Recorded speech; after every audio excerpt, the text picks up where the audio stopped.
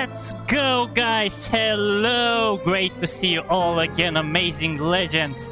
After a week of break, as I was on a summer trip, as I mentioned in my last community post on the channel, I'm finally back. And yes, I know I've been teasing this game a lot to you guys that I will be playing it, to not living in cliffhanger and such, and now the time has finally come. So, glad to re-welcome you back to the channel, the only place where legends are born and Japanese games, or more like Japanese RPG turn-based games, are catching life just in front of our eyes. So, thank you again, guys, for joining. Welcome David, welcome Amy, welcome Vicious, welcome everybody. Even if you are chatting on the stream, even if you are not chatting on the stream, as long as you are having fun, that's literally everything that it matters, because this is not just a stream. This is an amazing show that we are building, and we are building a community together, piece by piece and one step at a time. So, hope you guys had an amazing time. Hope you guys have not been crying in quotes too much after on my absence. I'm gonna be not gonna lie, I kind of missed you all guys a bit too. Especially even if I was just like on my summer trip, just enjoying myself with my friends, with everybody that I was there and had fun. I've been thinking about streaming again as well sometimes, and well, when you're having like this hobby, you're getting into it, and sometimes it gets to it. But yep, without any much further ado, let's go straight into this. Really excited for this, especially the way after that end request 1 was. And before we are beginning, I'm going to be telling that this game is actually starting after the true ending of that end request 1. And what's happening in true ending? Well, pretty much, we didn't cover that because we've been playing it blindly, that end request 1. And even though our ending was a good one as we got the clear ending and such, the true ending, literally, what happens in the true ending in that end request 1, pretty much all the characters in-game and the real world are actually merging and connecting together. All of them are living peacefully. And somehow in there, Shina is alive as a warden, not as a human being. And everybody, the enemy, the people that were like in the game, and the real people that are of course in the real world, they are actually, all of them are living together and having fun in each other and such. So yep, there is no longer like people trapped in game and such. It's gonna be like a combination of those from what I've seen in the trailer and everything that's going to be happening in it.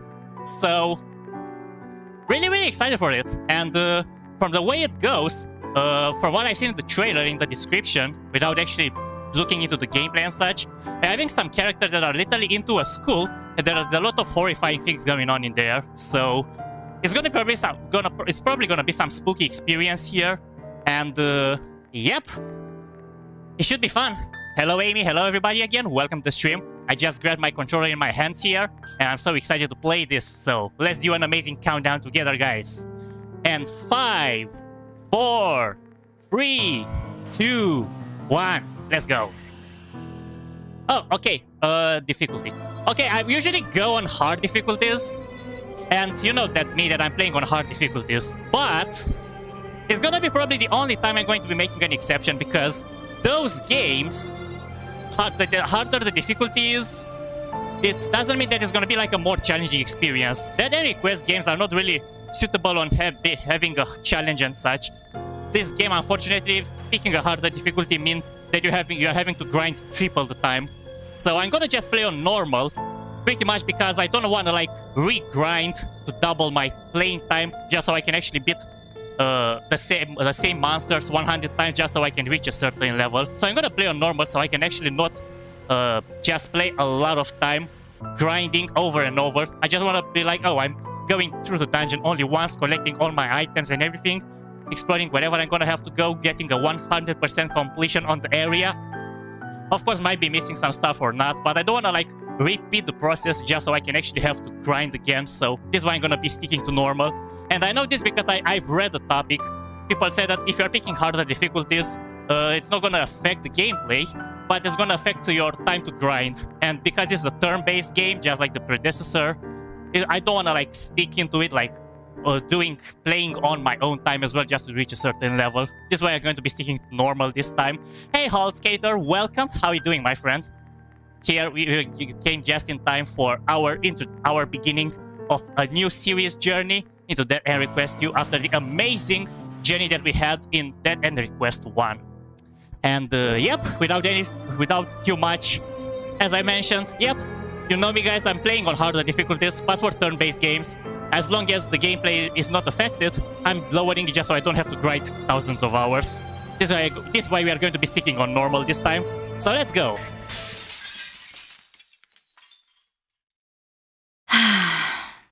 Today, the start of another worthless day. I get up in the morning, and I eat. The sun rises, and I eat. The morning returns, bringing with it the same day. Hey! What the hell is this? Ugh. Ugh. Ah. Ugh. Dad's drunk again. Another day, another disappointment. Every day might have felt worthless, but I took silver linings where I could find them. At least he was decent enough to give me a smartphone and a laptop. Being sheltered from the outside world, I dove inward, becoming obsessed with whatever I could find online.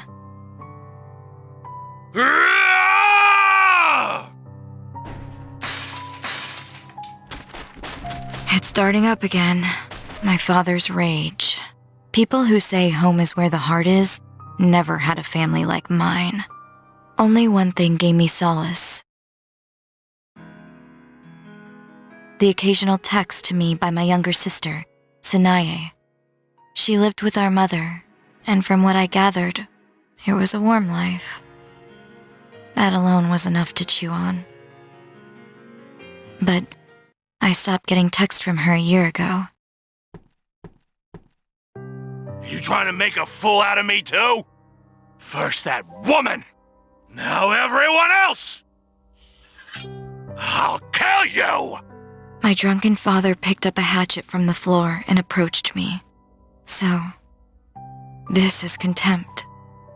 A look communicated without a single shred of love. I was going to be killed by my father. I don't care. Not anymore. I wouldn't have to suffer anymore, so it's fine. I wouldn't have to stuff anything in my mouth. But I had one parting wish.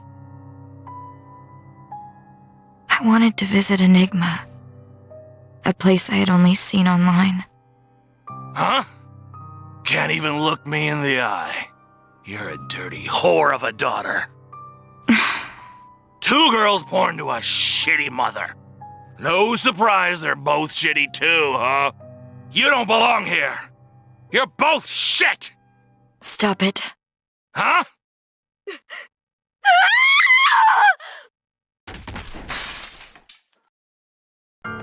Oh, shit! Get off me! What the? Let me up! Hey! What are you trying to pull, you bitch?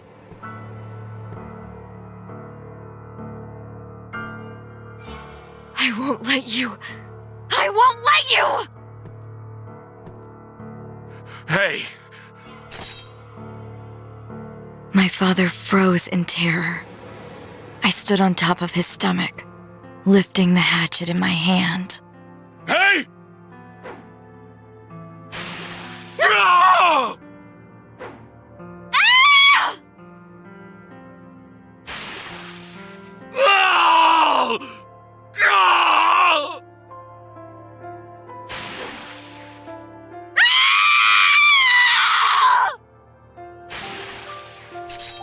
Stop!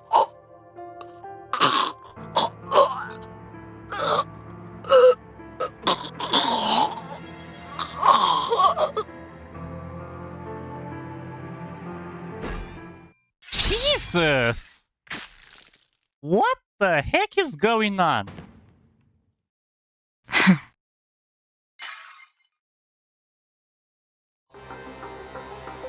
Holy Jesus, that was...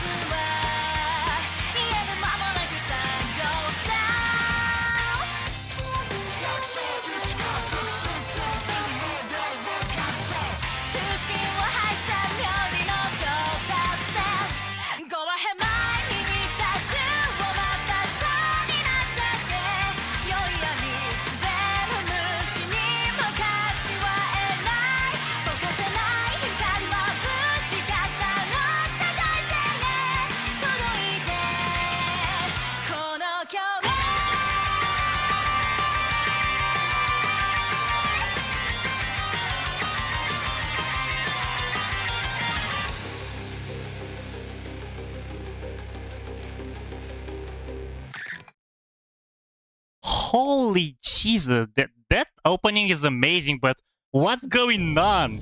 Like, that's even more Self-defense. that's even more darker than the way it was the introduction of Dead End Quest 1. Jesus. Is that actually patricide? Like, literally. Are we playing with a criminal in this one? I picked a glimpse there during the opening. It was Mei Toyama, the name. Okay, for some reason I'm not seeing my controller buttons on the screen. I'm seeing the keyboard buttons, but I hope it's not going to be that much of a problem. But anyways, we'll see. Let's go. Days after the incident, I was alone. No one else around to care for me. I was dehydrated, on the verge of death. If not for the social worker who discovered me, I would have died. It seemed one of my poor neighbors heard my desperate screams and reported it to the authorities. Only then was I found. Although there was no denying I killed my father. Based on the circumstances, the court saw what I did as an act of self-defense. I was ordered to undergo counseling for 3 months. Afterwards, I was dismissed from the facility, absolved of my sins. Not that it made the consequences any easier. That man's final moments will haunt me forever. When I close my eyes, I relive the moment. I pray every day for his ghost to leave me. Okay. The air was thick with fog, making it difficult to see anything from a distance in this old town. I sat in the back of the black town car, which was stopped in front of a tall, pearly building in the center of town.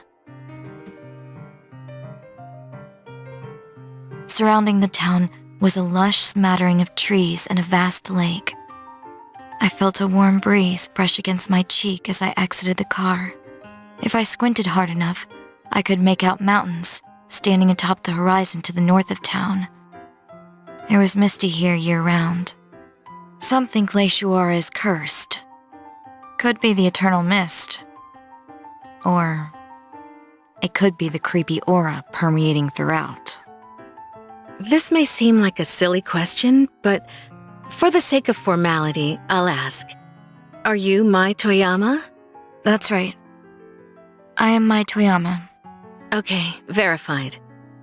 Mai, from today on, Wordsworth will be your new home. What happened with your father? That man was a terrible incident. You did nothing wrong, so please don't worry. If killing your father doesn't actually mean that she didn't do anything wrong, even though it was kind of an act of self-defense, I would still count it as killing, so I would still say that she is a criminal. So, yep, that's my opinion. Maybe I might change my mind while playing, but for now, not. Mai, you're so strong. You did what you had to. You're allowed to be happy. Thank you. Now, let's head inside. Headmistress Midra awaits you.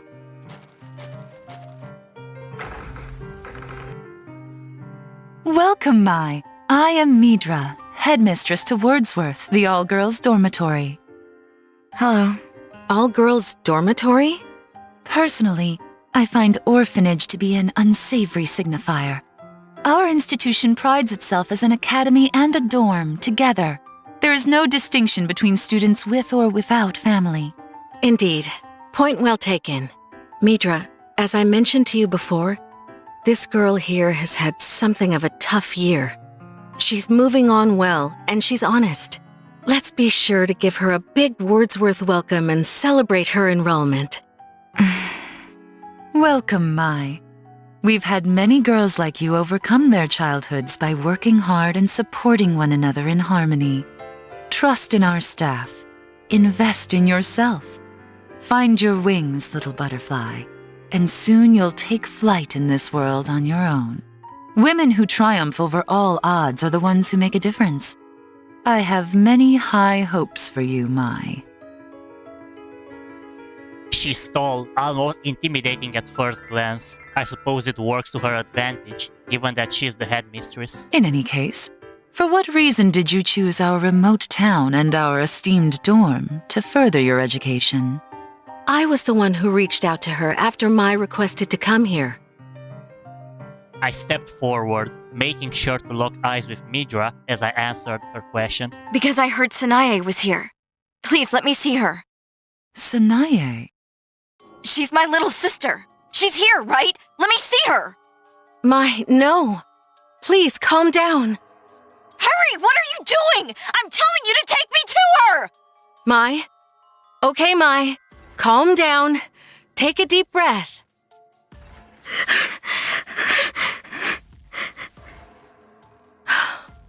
When Mai's parents divorced, they decided the following. That Mai's father would take Mai, and that her mother would take Sanae. The two girls lived apart since the split. Because of her father's passing, we attempted to locate her mother to see if Mai could be reunited with her family. After some investigation, we learned that her mother had passed as well. It was her mother's wish for Sanae to be sent to Wordsworth, or so it says on her dossier, which explains why Mai, too, had requested to be transferred here. Poor girl. God has presented you with such fearsome challenges because he knew you were tenacious enough to overcome them. Huh? There must be some mix-up with your documents. Sanae Toyama does not exist in our records. She never has. What? Calm yourself, Mai. It is unladylike to let yourself become flustered. No doubt your travels have been long. Go on to your room and rest. We will assess the situation with Sanae tomorrow. Please, I assure you that I will assist her in reviewing our records once more. Hello there! Ma'am, I'll be the one to carry your bags. Oh, salutations, Mai. Allow me to introduce myself as the head maid, here to help everyone in our dorm. My name is Head Maid Shizu Melonis. Nice to meet you. Sure. It's still patricide, but the courts could determine justified self-defense or that she was driven insane through torment, so not technically a criminal. In America, at least, not sure about Japan. They'll have a 99% conviction rate, so they must think she was innocent.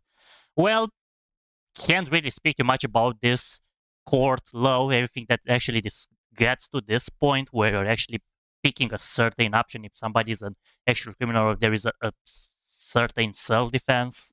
I'm gonna just think that maybe she is actually like having some mind issues, like being tormented, being how should I say, possessed into thinking that, to say more like. So I'm gonna just say maybe.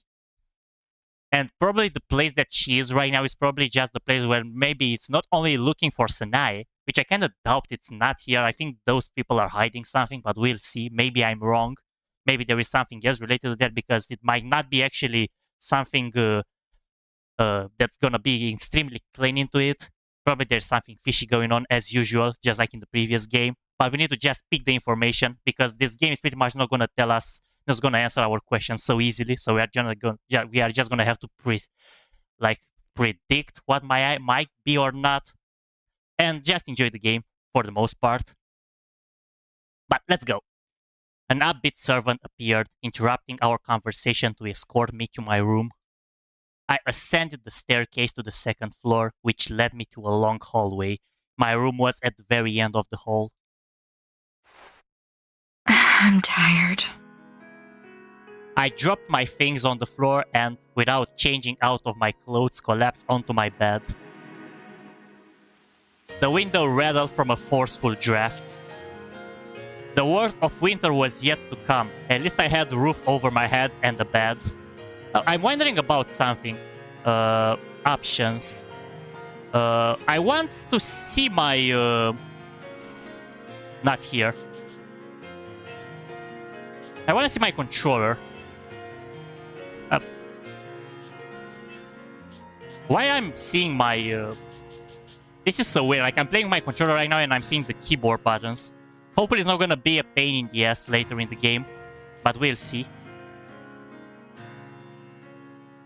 I pulled my phone out from my pocket and opened up my mail app. The last email I received from Sanae came over a year ago. Sister, Barbas is watching. Don't believe all that you see.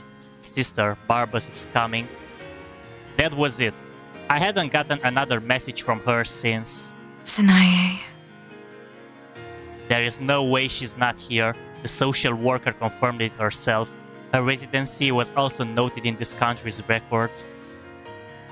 Supposedly, Sanae enrolled at Wordsworth 1 year ago. The headmistress and the maid seem to be hiding something. I need to do some investigating. It's been so long since I could cherish being alone. I wanted to bask in this serenity as my fatigue started to catch up to me. I sank into the bed and fell asleep.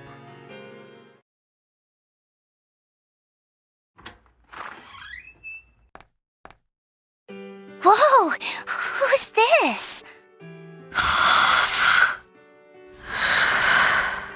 Well, she was an introduction. Oh, that's the girl Mama told me about. The new girl.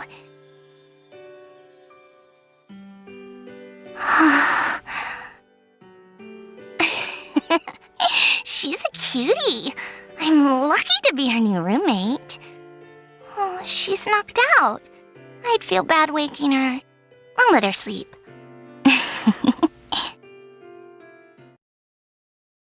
I might be actually paranoid, guys, but I kind of...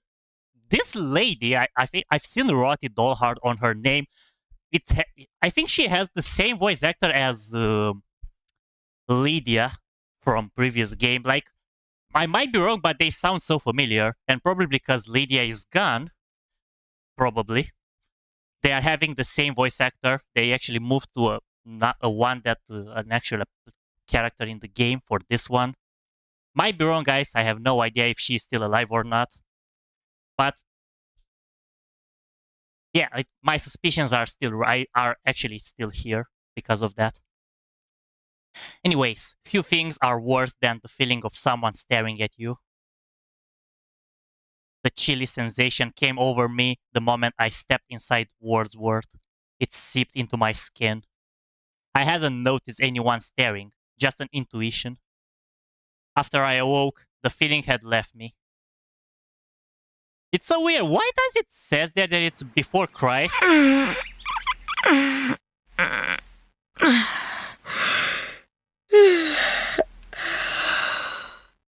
does it say that it's 19 before Christ when those people are actually using phones, tablets, and everything? This is so weird. I'm not sure if you guys noticed that as well. Because in the first time I actually thought I seen it wrong, but now it actually confirmed to me that the calendar there that's actually raising, it says 19 before Christ. There is not supposed to be any phones or tablets or anything electronics related, right? So what's the deal? Are we back in the past in this game for some reason? Or the glitches and everything that happened in Dead End Quest 1 has actually affected the past and the future too at the same time? And it might actually be like they actually merged with the years as well, like people that are actually past related to be with the future related and so on. Sorry, but what year? 19 before Christ. It's literally said there. 19 BC, it said. Okay, so let's advance with the cutscene in this case. Where am I? The all-girl dormitory, Wordsworth. I was led to my room before falling fast asleep. It had been several days since I had any rest. I peered outside the window, and the fog still peered back at me. This time, though, the sun eked through the clouds over town.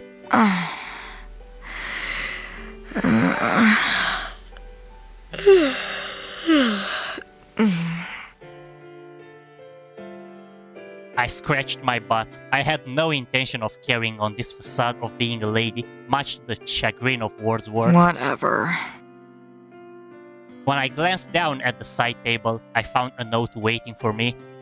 It seemed someone visited while I slept. Good morning, beloved roomie. You were dead asleep, so I didn't want to wake you.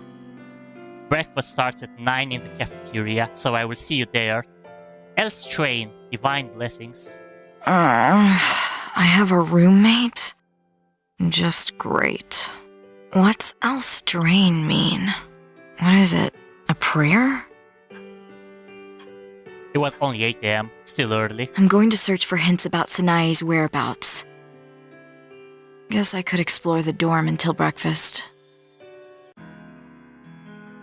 Oh, okay. At this time of day, you can talk to students in the Wordsworth Women's Dormitory. Choose the location on the map and interact with the dormitory students. The interactions you have may affect the outcome of the story. Oh! Okay. So, choices do matter indeed with which one we're interacting and which one we don't. But I still don't understand why I'm seeing keyboard buttons while I'm playing with my controller. Like, seriously, right now. This is so weird. I mean, I could just save the game, but...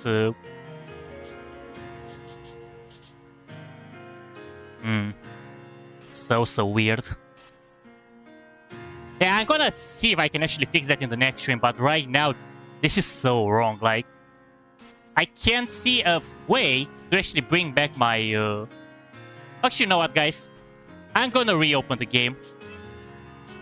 I've saved the game there, so maybe I can actually fix it. Let me try this. I'm opening the game in a bit, so to see if I'm actually seeing the controllers on the screen, the controller buttons. If that's not gonna work, then I'm just gonna play like this. I'm probably gonna use my keyboard instead. Okay, let's see if that's gonna help or not. This game supports button display for the... Okay, changes can be made by going to the key config. Okay. Okay, not this. This. So I need to go to the game key config and confirm this. What?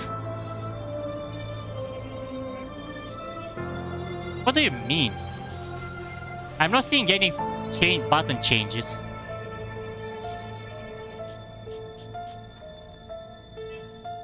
Oh, there we go. Now I fixed it.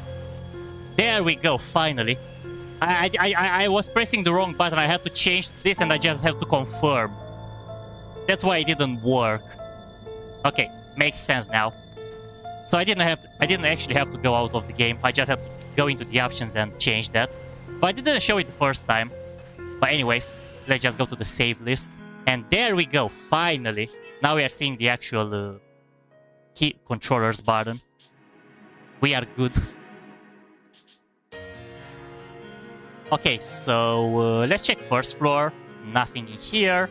We have the women's dormitory and nothing outside. So it looks like a map with event lists. So maybe there's always gonna be like the list in here. Okay then. Yes, we are not having anything else for now. So let's just check women's dormitory, second floor, hallway 2. Begin the event. Yep. Not like I have another choice. Hey! You're the new girl! Wait! Stay right there! The text is definitely different. But at least I've noticed there is more voice acting than it was in previous game. As I walked down the hall, a group of girls surrounded me.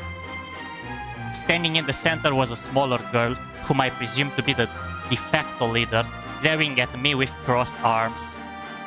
Beside her stood a sneering, lanky girl, and on the other side of her was a girl who looked more plain than anything. Look at the new girl, everyone! I'm Vina Miles. Hopefully my surname rings a bell for you. You can call me your senior. The small girl in the center raised her crossed arms, leering at me intensely. Meet Molly and Pick, 2 girls who've surrendered to my charisma, who now go out of their way to do my bidding.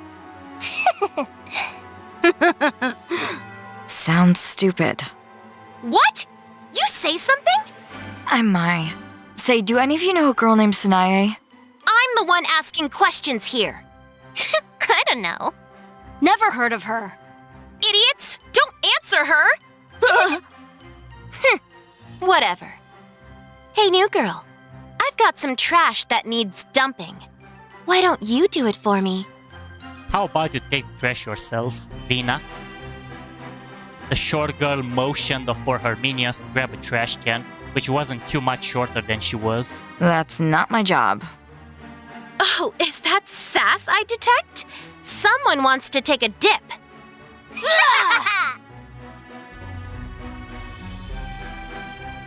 All of a sudden, the girls grabbed hold of me and yanked me down at the end of the hallway. How's your bladder doing? Cool. I'm glad you're enjoying yourself, Amy. This is going to end badly. Yeah, I kinda doubt it. And if she awakens like Mai, then, yep. Anything can go wrong. Come on, get in!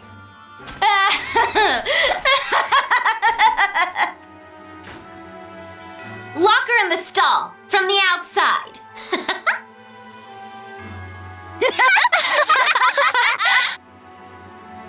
It was the bathroom on our floor. There I was, stuck inside of a stall with a trio of imbeciles outside. How's that for ya? Go ahead and piss if you want. I'm all ears. Why bother doing all of this? Huh? 'Cause it's fun. Duh. I like that the sound of the echo, like they're actually in the bathroom, there is echo in there and it actually like represents that.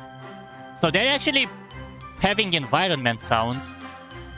That's a pretty cool detail. It's not something extremely big, but it's a cool detail that it exists, and I like it. What a brat! Why isn't she crying? Make her cry. Ladies, how about we dump the bucket on her? Whoa, that's cruel. Here's some dirty mop water. Hope you're thirsty, Mai. Are you gonna beg for mercy?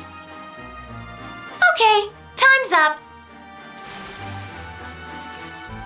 I saw a bucket peek over from the top of the stall, and a waterfall of grey sludge came pouring over me.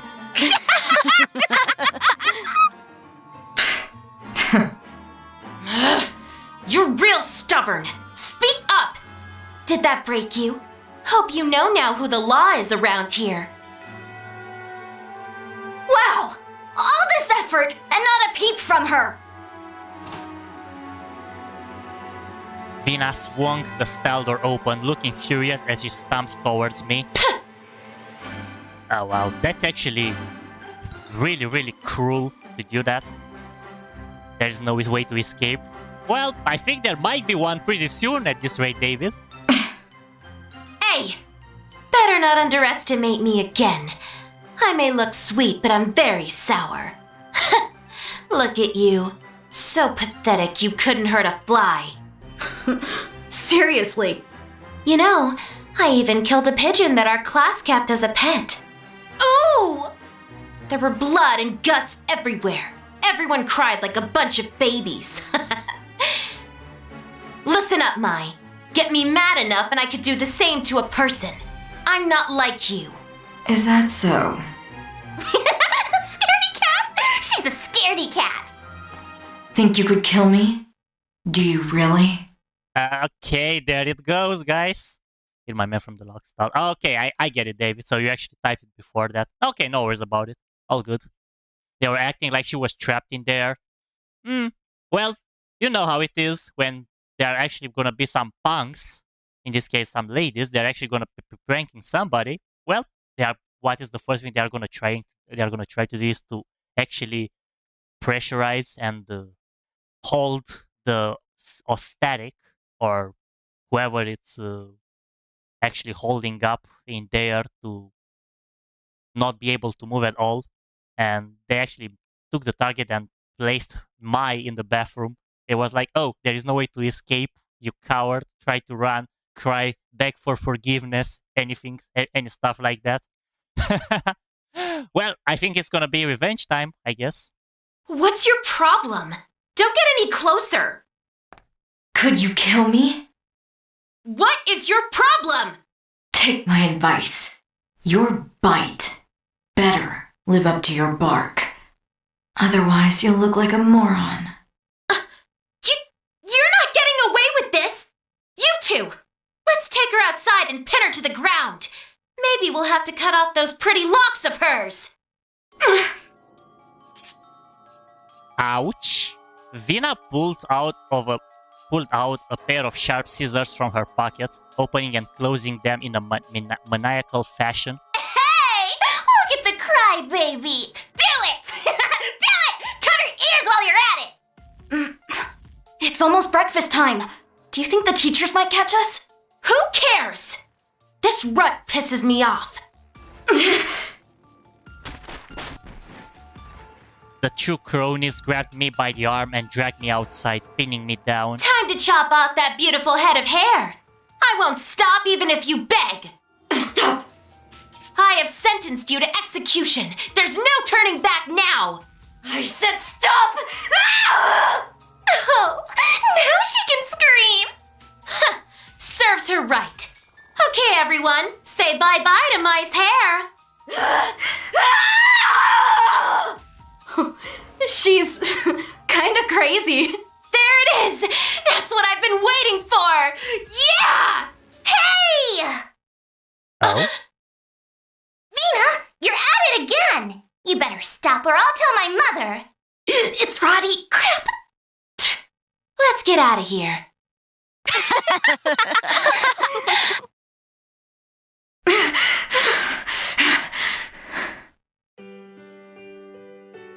My legs shook as I tried getting back on my feet. In front of me stood a young woman with beach hair, curling her lips with worry. Are you okay? Here, take my handkerchief. They always bully the new girl. They're jerks.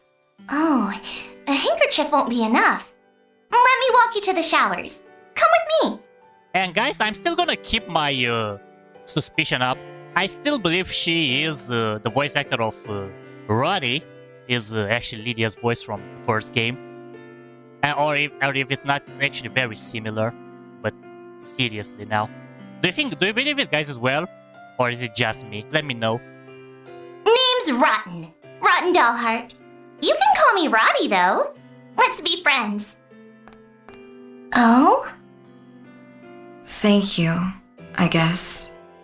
But I'm fine alone. What? She's not just cute, strong too. Wow. Okay. Anything else that we can interact with? I think I'm gonna save every time I'm starting a new cutscene because I don't want to actually get into something that I may regret. Because I didn't see the option to save during the cutscenes, so it was grayed out. So maybe you cannot save unless you're getting into this spot. So no any other interactions. Let's go to cafeteria in this case. I washed off in the showers, changed into clean clothes, and headed for the cafeteria. It was 9 a.m. Time for breakfast. A few dozen girls sat eagerly in the cafeteria. There were 3 long dining tables lying together in the room center with chairs on either side. Tall candlesticks ascended the wooden tables between platters and delicious food. Here at Wordsworth, the headmistress, the faculty, and the students all eat together. You must be the new girl. I'm Abigail Williams. I'm the resident advisor around here. I suppose at a regular school, my role would be something akin to a class president. If you ever need anything, I'd be happy to advise. Nice to meet you. She was kind and seemed to remember my name. Decent qualities for an RA. You look right as rain, Mai. Your soap smells lovely. It was the girl who saved me earlier, Roddy. I think she called herself. She flashed a wide smile and sat beside me. Mind if I sit here? Why ask when you've already sat? I'll take that as a yes. Her unbridled positivity is bizarre. I don't deal with people like her. Lord, we are thankful from the bottom of our hearts for this bountiful feast. Elstrain, in the name of the Father, the Son, and the Holy Spirit. Elstrain. Man, I really like that I know there is this narrative part where there is no voice acting, but if they actually made actual progress and they actually made all the voice actings, like all the characters' voice lines actually voice acted, so I don't have to read them myself, that's actually a big improvement comparing to previous game where I actually had to read lots of cutscenes. So maybe they actually improved that in this one. So far, everything that those girls wanted to say, except the narrative side, like what they were thinking, I think was voice acted properly, and I actually appreciate that. And I really wish it's gonna be the same for the entirety of the game now, but we'll see. The VA is Dean Melody, but she didn't work on the first game. Yeah, I noticed. I had to read lots of cutscenes myself. But hopefully in this game it's changed. We'll see, David, we'll see. There was a total of 19 girls, though they seemed to vary in age. Abigail, the RA, had the calm demeanor. I figured her to be a couple years older than me. My little sister, Sanae, was she really not here? Where else would she be? Elstrain. Lord, I thank you. What's up with Elstrain? It's a religion followed by everyone in town. With his undying love, we are guided and protected from evil. I see. If such a god really existed, then I doubt any of these girls would have needed to come here. Though it might have been cynical for me to say I felt no desire to subscribe to such a fate. You didn't eat dinner last night. You must be starving. Want my egg? No. I have a small appetite. Oh, that's no good. Sure, you got curves, but I saw your ribs under your shirt earlier. A girl's gotta eat. Your butt's not too big either. You don't have to change overnight, but make sure to eat, okay? You watched me earlier? Oh, I didn't watch you shower. You know... Seems like you two have met. We're meeting to do community service in town after this. Eat up, or you'll be sorry. In town? Oh. Sounds to me like you're going to sweep up around the church. You'd better work hard so you don't tarnish Wordsworth's name. A hot young woman joined our conversation and stood next to Abigail. Sarah, no need to be so stern with her before you've even met. Abby. Abigail, you go too easy on them. You're setting her up for failure, which is just going to hurt her in the long run. Very well. This is Sarah Putnam, one of my very best friends. She's not afraid to speak her mind, but she's kind, I promise. Hopefully you two can become friends. It's called open communication. Nice to meet you. Oh, by the way, there are some strict rules here at the dorm. No one's allowed out past the midnight curfew. The rest, you'll learn. Damn that new girl. Why is everyone fawning over her? So annoying. So if she's all buddy-buddy with the RA, do you think that'll be a problem? Who cares? No one can stand in my way. Once we get into town, I'll find a nice ditch to push her into. That'll teach her. Good one. Great idea. Maybe she'll even break a bone. Okay, everyone. Please join me in putting our hands together. Many thanks for this meal. Many thanks for this meal. Gather round. It is time to commence community service. Wordsworth only exists thanks to the kindness and donations of our townspeople. So please show your gratitude by working hard for our community. Pair up with your roommates, everyone. Roommate? Come to think of it, I've yet to meet mine. Who could it be? Most likely Roddy, I believe. I think she mentioned earlier that she has a roommate. So, most likely it's her.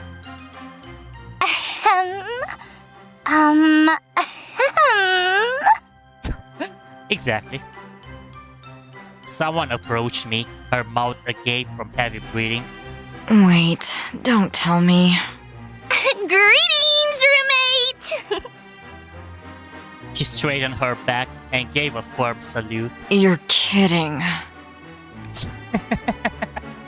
I let out a big sigh. I surprised myself as if I hadn't been disappointed enough. Okay then, let's head out. Here, take these instructions. Oh, we're assigned to the church area. Don't we have to take our plates away? The maids handle that, so leave it for them. Well, time for us to go visit the church. Vina, you girls will be picking up trash near the forest. What? Oh, okay, there is Sheena. I was wondering when she's gonna pop up. Okay, so this is another thing that I'm actually suspicious about the calendar. Sheena is from the actual present. Like, yeah, I'm actually suspicious little. Like, why would actually be the calendar 19 before Christ? If it's not, if it's actually speaking about phones, tablets, electronics, smartphones, and there is even Sheena here, which we all know from the first game that it's in the actual present 2000 year XX. It didn't mention the year, but it's pretty much close to our like year than the actual year in the game. Yeah, very intriguing, but we'll see. Now my suspicion is, why is she here? Because we all know how she is there. As I explained in the beginning of the game, that the action here happens after the true ending of the first game. But anyways, looks like there is no other thing to see. I'm just gonna save the game as usual. And going to be going to women's dormitory gate. My first lesson at Wordsworth became a field trip to partake in community service. Choara is situated in a valley built around an old coal mine. It's small, humble, but has a lake and a forest on the periphery. Some might find it quaint or even peaceful, but if you ask, it's pathetic town. They don't even have reception. Okay, never mind, the voice acting is gone, so I guess they didn't change it too much. Maybe it's not that much though as it was in the first game, but we'll see. From the moment I arrived, my phone couldn't connect to any signal. It was a rural town left behind by technology. Exactly my point. Why would it be before Christ? As if there is electronics and such. I know I said it several times already, but still. I heaved a sigh and gazed upward at the sky. My, your hair is so beautiful, so black. I'm envious. I take after my mother. It's my only pride. I looked into my reflection in my phone and I glowed with a faint satisfaction. What's that square thing you keep looking at? Huh? This? This is a smartphone. Have you never seen one? Smartphone? Never in my life. It's shiny and pretty. The thought was nauseating. Nauseating, I don't even know how to pronounce it. What's with the arm? I mean, I know the word meaning, but I don't know how to read it, spell it properly.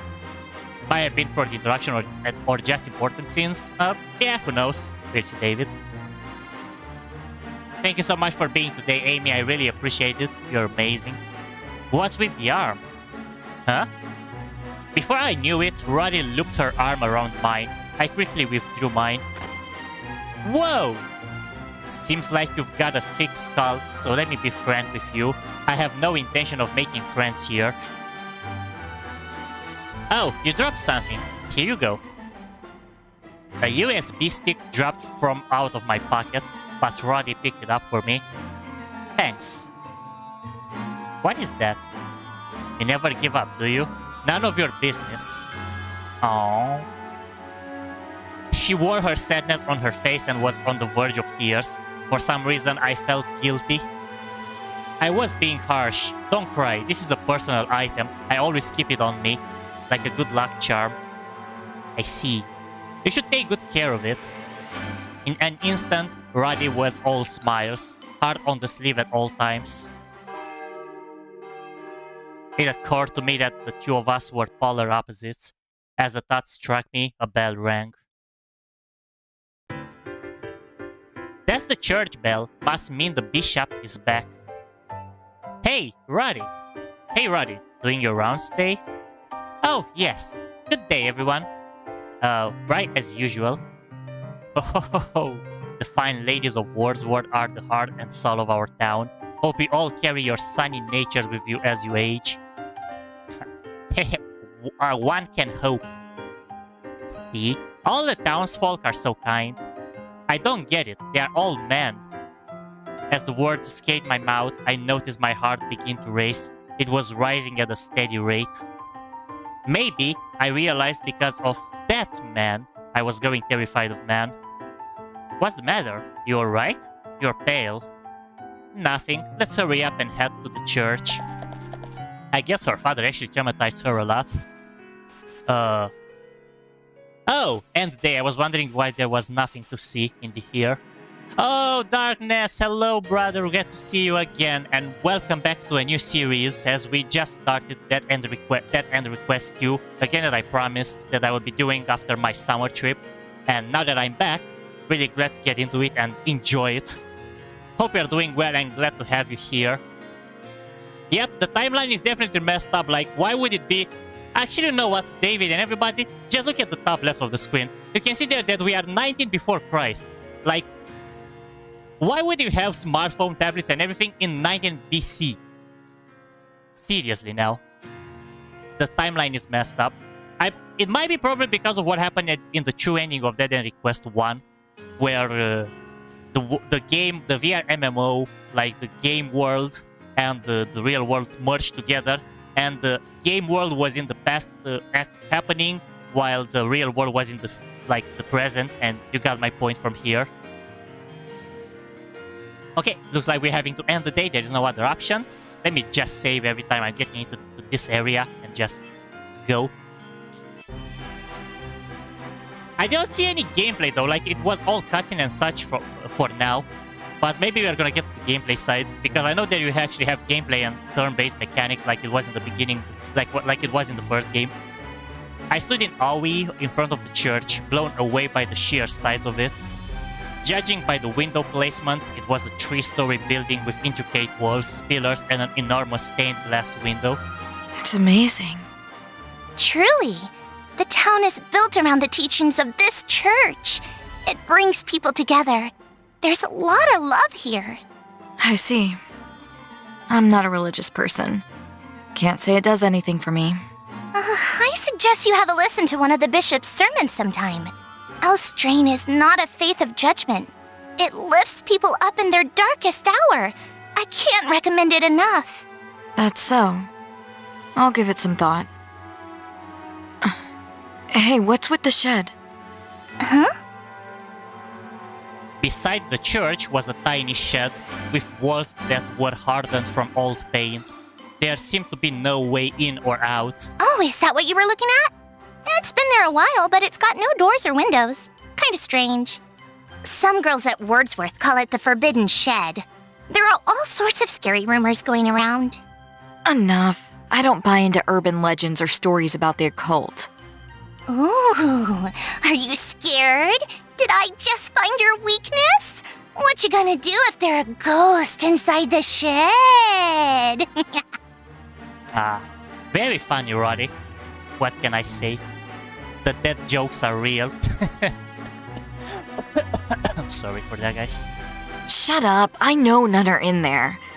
I'm not afraid, just annoyed. Only kidding. Truthfully, I think it's just an old warehouse no one uses anymore. As Roddy continued wasting time with chit-chat, the huge church door swung open. Someone in church attire came out. My! I was wondering where all that commotion came from. Greetings, Rotten. Oh, Bishop! Hello! The bishop's headpiece obscured her face, but not her voice. I could tell it belonged to a woman. Oh, you must be Mai. I've gotten word that, as of yesterday, you are Wordsworth's newest resident. Yes, that's right. Hello, I'm the bishop. I serve as head of the church. I heard you had something of a rough time. The bishop, standing much taller than me, stooped down to meet me at eye level. I'm just relieved that you are alive. Then she took me into a tight embrace and began to sob. From now on, your life is here. That is enough. Survive. Sometimes all we have is a sliver of hope, but it is enough to carry us to the happiness we deserve. Let your spirit guide you to the future. I am grateful for your dignity and for God's grace. The tears kept flowing, which she periodically wiped with the cloth covering her face. Is this typical? Do bishops normally cry openly like this? Oh, dear me. Forgive me. Our trials and tribulations are all granted by Elstrain. I admire your perseverance. Making yourself at home here can be challenging. Should you ever find yourself in trouble, my door is open. What? Why are you crying? I'm glad I met you too, Mai. Thanks for being alive. Man, you are a handful. Bishop, is there anything we could help you with? Well, might I be able to ask you to assist me in acquiring a new holy neckcloth? Headmistress Majora's fabric is intricately woven. Sewing, the coloring. I love it. Okay. I'll let my mother know. We'll keep tidying up the church and head back. Okay. Thank you again.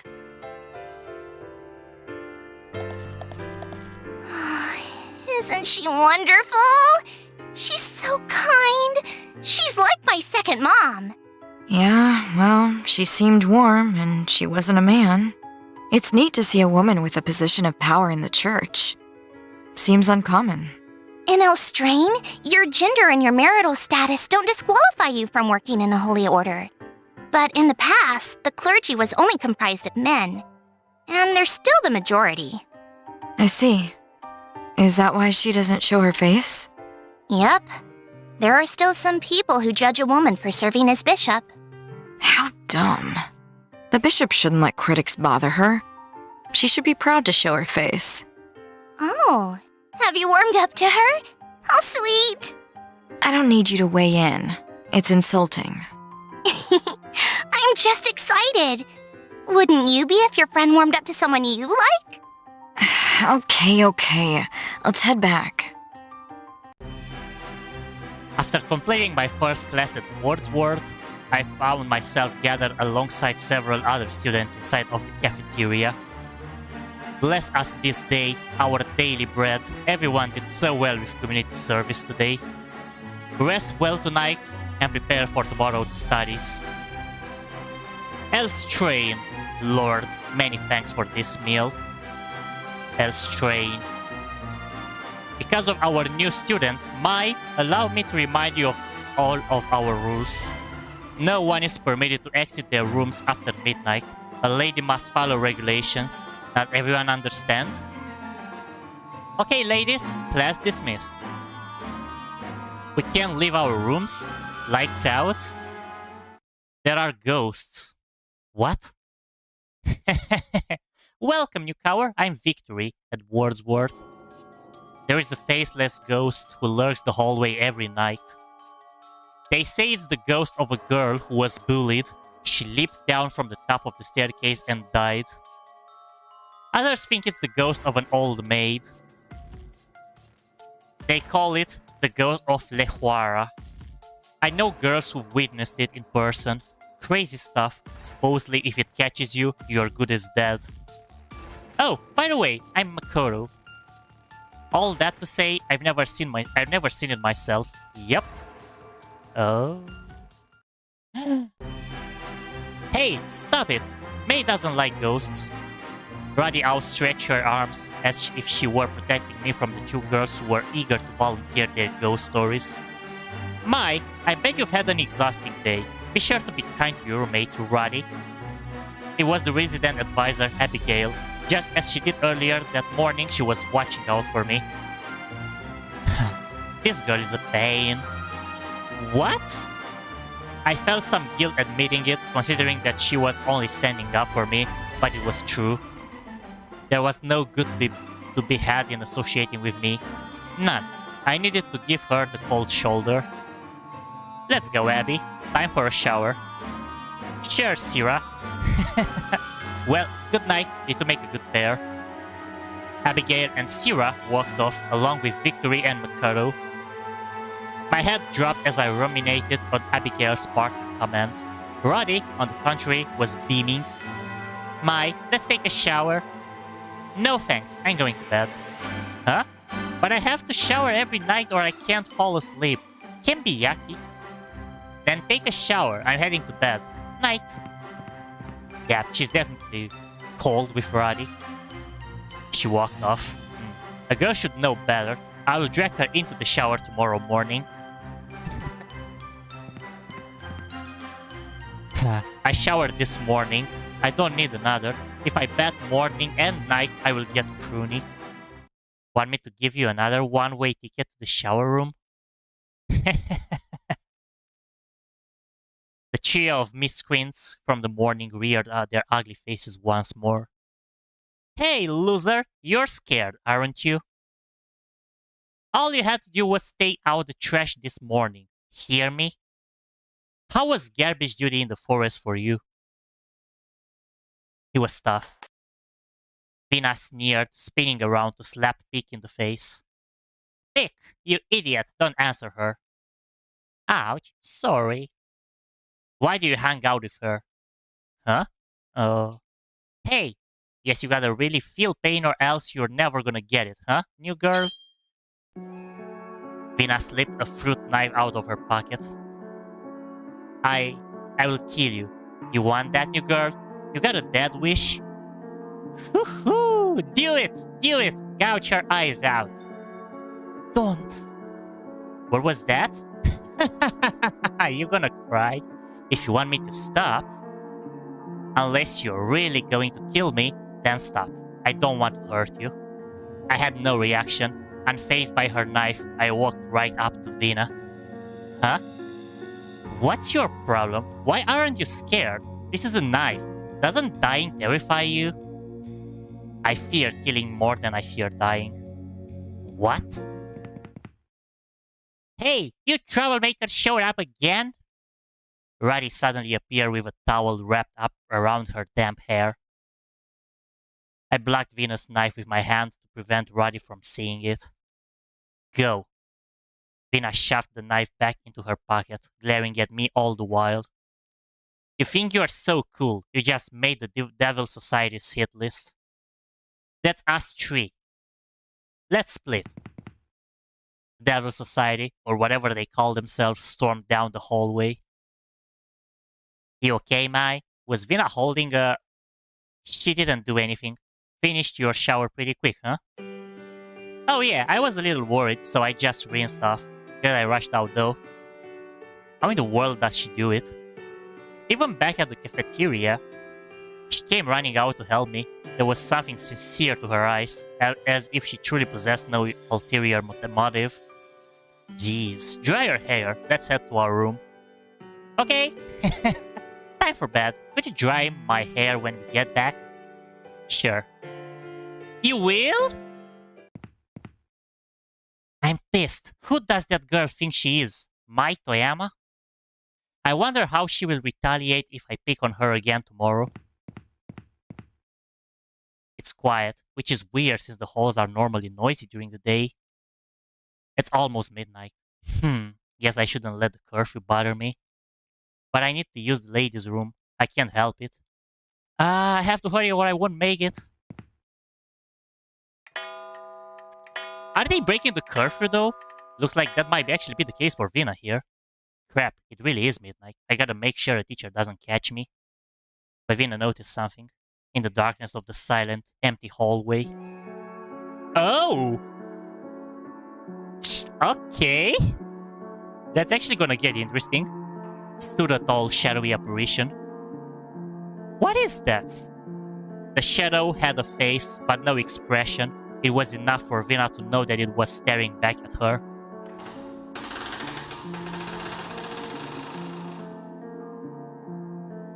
Fastened to the wall was a wooden plate. It was supposed to symbolize Elstrain's divine protection, but it only rotated. Then it flipped upside down. Uh-oh. Is she gonna get it? Revenge time? The dark shadow glided across the ground, charging towards Vina at great haste. Whoa! Ah! Wait, was she actually killed? Oh, that's Sanai. Sis! Sanai! I awoke from a nightmare, one where I had been ripped apart from my little sister. I scratched my eyes and put my feet to the floor.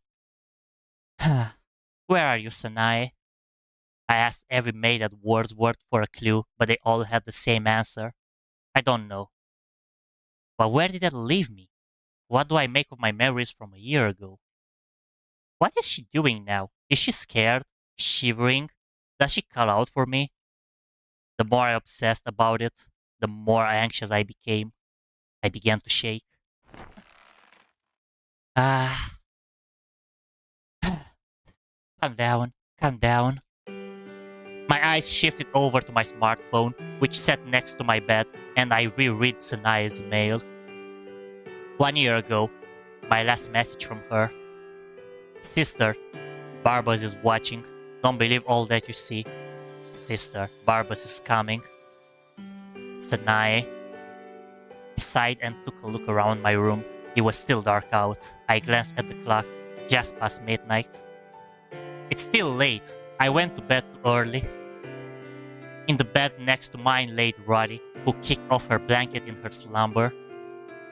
She's such a slob. I stood up from the bed to place Roddy's blanket back over her. I'm not your babysitter. This arrangement is trouble.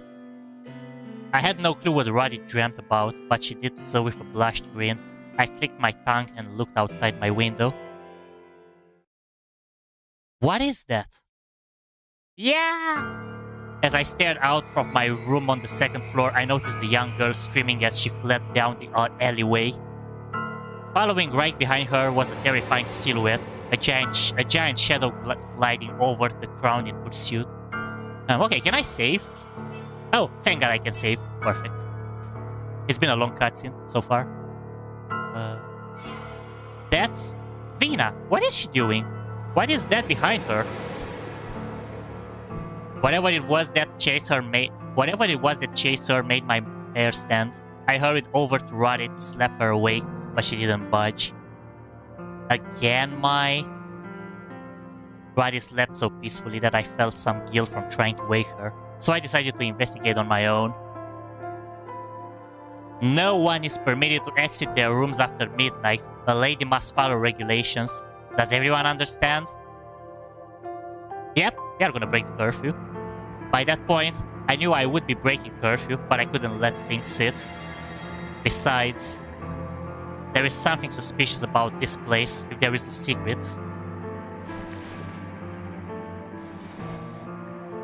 Then I will uncover it. Maybe it will lead me to whenever Sanai is.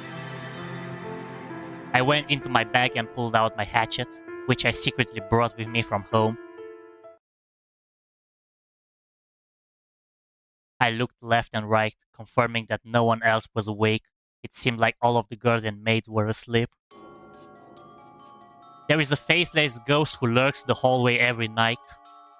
They call it the Phantom of Choara. Wait, if that shadow thing is a ghost, I can't. I trembled, turning back and forth to look at my room, but I couldn't shake the sight of Vina. What if the shadow was a kidnapper or a burglar? Gripping my hatchet tightly, I tiptoed down the stairs toward the entrance in search of Vina. Oh?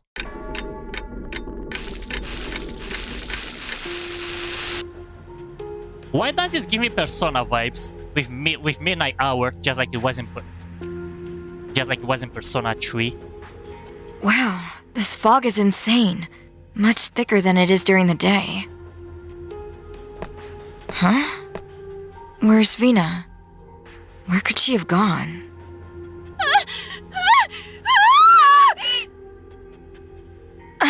Was that her screaming? Man, what is going on here? Okay, I'm not sure why my mouse cursor is on the middle of the screen. I'm playing my controller and such, but anyways, at this time of day, you can explore Choara. Treasure can sometimes be found in town, but monsters lurk around there as well. Defeat the monsters, explore the town, and move through the story. So is this like the darkest hour? Like as I said, it was a persona mechanic in this. At least we can actually play now. So let's see what's in here. Yeah, it's so weird that my cursor is going on the screen. You know what? Let me just disable it so it's never showing up again. Let me just find the game where I'm having my game capture. And capture cursor disabled. Okay, so we are not going to be able to see it anymore on the screen. Neither myself. Save points can be found through the town by touching the symbols. Your data can be saved. You can recover. Thank you. Let me do the extra save. And how do I open the map? Oh, not. Okay, so this is the menu option. It's not the map one though. Oh, there we go. I found it. Can't see too much though. So it's the same button as in Dead End Request 1.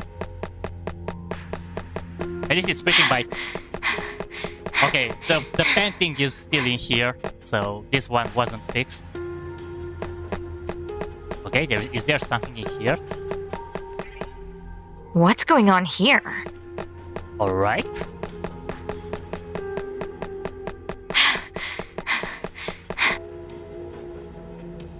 That's a computer? I wonder what this is. Hey? Yeah! I'll examine this. This is nuts. I can't see where to go. This camera may come in handy. I should use this camera a lot more, huh? Okay. What do I do with this?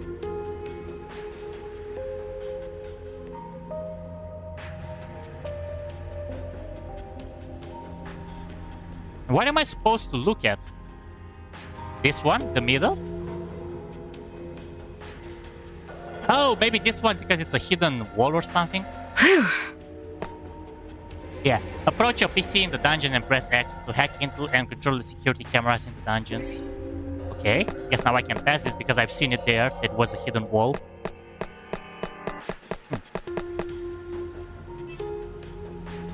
Okay. Let's check in the left side here first.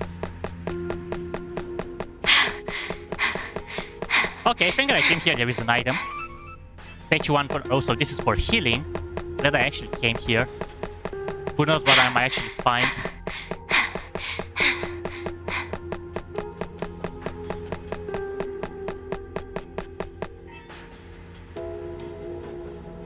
Okay. Another item in here too. I'll take this. Cyrus Barn, what's that for? Item. Let me just read it. Wakes you right back up, fully revives. Okay, so this is for reviving. It's a different name than how it was in the first game. I'll examine this. Okay, so there is the wall, the hidden wall in there. Now we know. I hear something.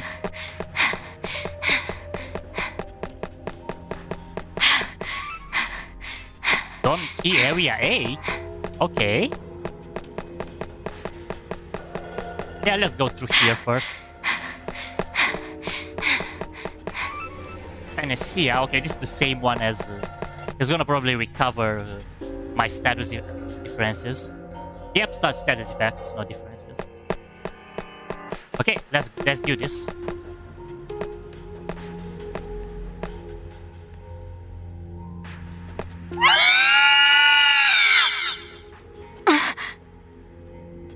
I couldn't believe it. He was crying. It resembled an animal, yet there was something human about it. It emerged from a dark corner, buzzing around as it followed me.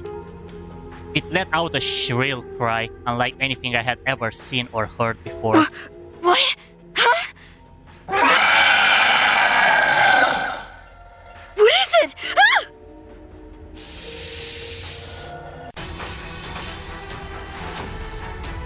Don't let your guard down! Okay, press during an ally turn to move about the battlefield. My turn! Okay, so this is the same for now. A different music, and looks like we're having the same battle mechanics and buttons. By the way, it looks like... Its weakness is... This is a moon one. Oh, we can actually see more this time. We're having different displays. Attack, defense, magical attack, magical defense. There is moon type. Not sure exactly what type we are though, but we'll see. Okay, what commands do we have? The triac system allows you to perform up to three moves in one turn. The characters will then be able to unleash a chain attack. Various actions are possible. You can attack while guarding or recover using items. Okay. Okay, so it's a star one. Effective on moon.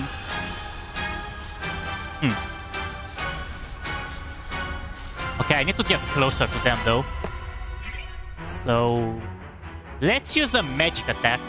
See what was I'll look at the information. What was their weakness? Okay, magic defense is low, so let's use magic attacks in this case. All right. Okay, perfect. Hey, Vicious brother, welcome. How are you doing? We just came for our first battle in this game. We're just learning the mechanics, even though we kind of knew them from the first game. But let's see how this is gonna go. Hope you are well, and thank you for joining the stream. Shine! Disappear like this! When you defeat an enemy monster with damage greater than the monster's HP, you will obtain bonus XP. More damage will earn you more XP. This is the end! Let's hurry ahead already. Okay. Yes! I've gotten better! Looks like we hit their weakness there. Ah! What is that thing? The shadowy creature leaped suddenly, startling me, so I swung at it with my hatchet as hard as I could. The hatchet made contact with its shadowy flesh, and the creature shrieked so loudly, I thought my eardrums would shatter. Okay guys, you know what? The sound, it's too loud for the music. Give me a second. Let me put this and actually raise this more. We barely heard any sound effects. Let me just raise this back. They was by default set to 15% for some reason. Let me just place it like this. Less background music, more sound effects volume. So you can actually hear that we are actually fighting.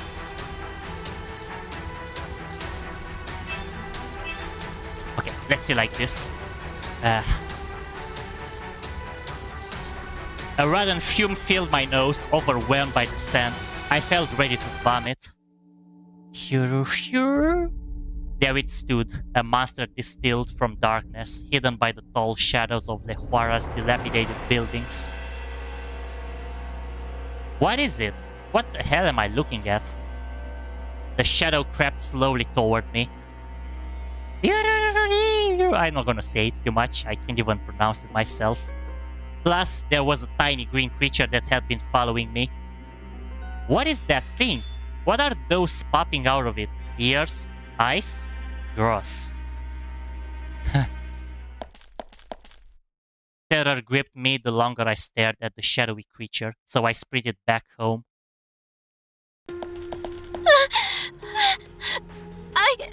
Ow! Why is this happening to me? Help! Somebody! Help! Ah! It hurts! It hurts! Ah! Ouch! I can't go on! Vina wrapped her shaky hand around the pillar for leverage, trying to distract herself from the agony of her exposed wounds. Have mercy! Mama! The thick clouds broke up the moonlight overhead into puzzle-like fragments. One faint beam illuminated the alleyway into which Vina fled, but the dark shadow has targeted its prey. At the tips of its slithering arms were fingers with sharp, yet black claws.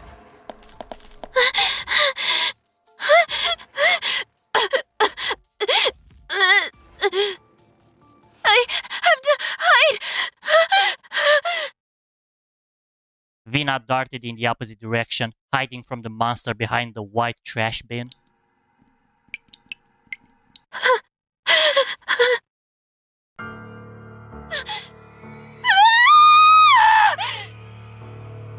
But nowhere was safe from the shadow. Its breath tickled her ears, sending a cold shiver down her panicked body.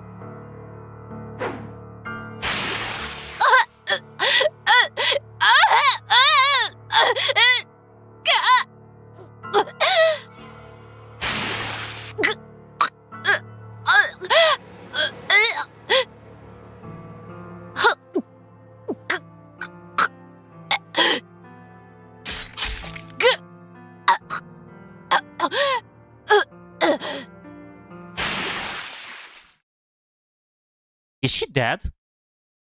I returned to my room from that horrific experience and hopped into bed. I threw the covers over my head and shut my eyes.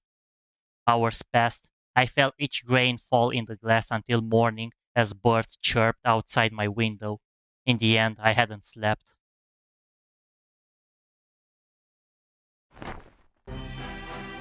Morning, Mai! Roddy, looking well-rested and spry, came into the room to wake me. Huh? What's the matter? You got bags under your eyes. Couldn't sleep. Why not? I contemplated telling her about last night, about the monster chasing after Vina. But my mind felt so foggy, I began to doubt if it was real. I had no confidence if it was true or just a dream. Most of all, I couldn't stop thinking about Sanae.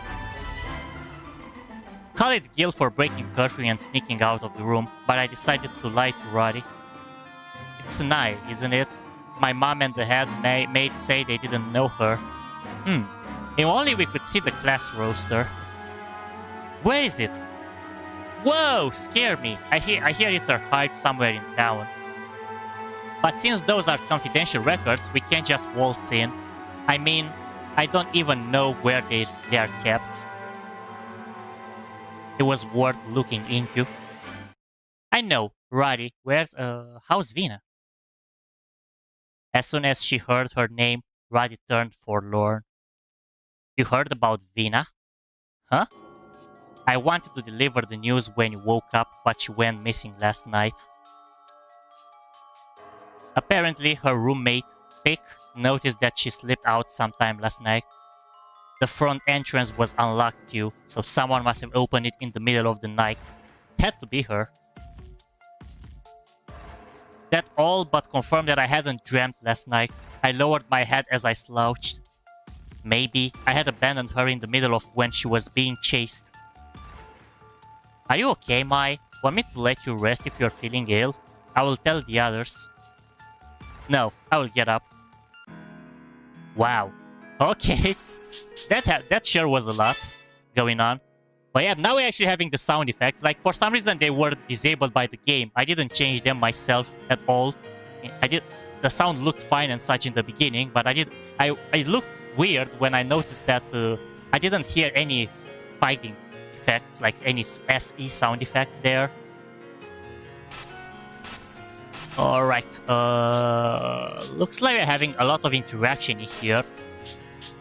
Okay, let's do those in this order. Cafeteria, then women's dormitory, and then the hallway 1 and 2. Mai, Roddy, good afternoon. Good afternoon. Hey. We were approached by a girl who had a calm tone in her voice. We stopped. Her smile was full of peace. She offered her right hand to me. Hello, I'm Betty Paris. Nice to meet you. You might know this, but my name is Mai Toyama. I took her hand. Betty's smile seemed to grow slightly, and she nodded. Yes, I heard about you. How are you? Have you gotten used to living in this place yet? Sorta. Good. I'm glad. I bet having Roddy by your side has been very helpful too. Roddy seemed happy to be acknowledged for that reason. She smiled. Yeah, Mai has me. She'll be okay. She always will be. Forever.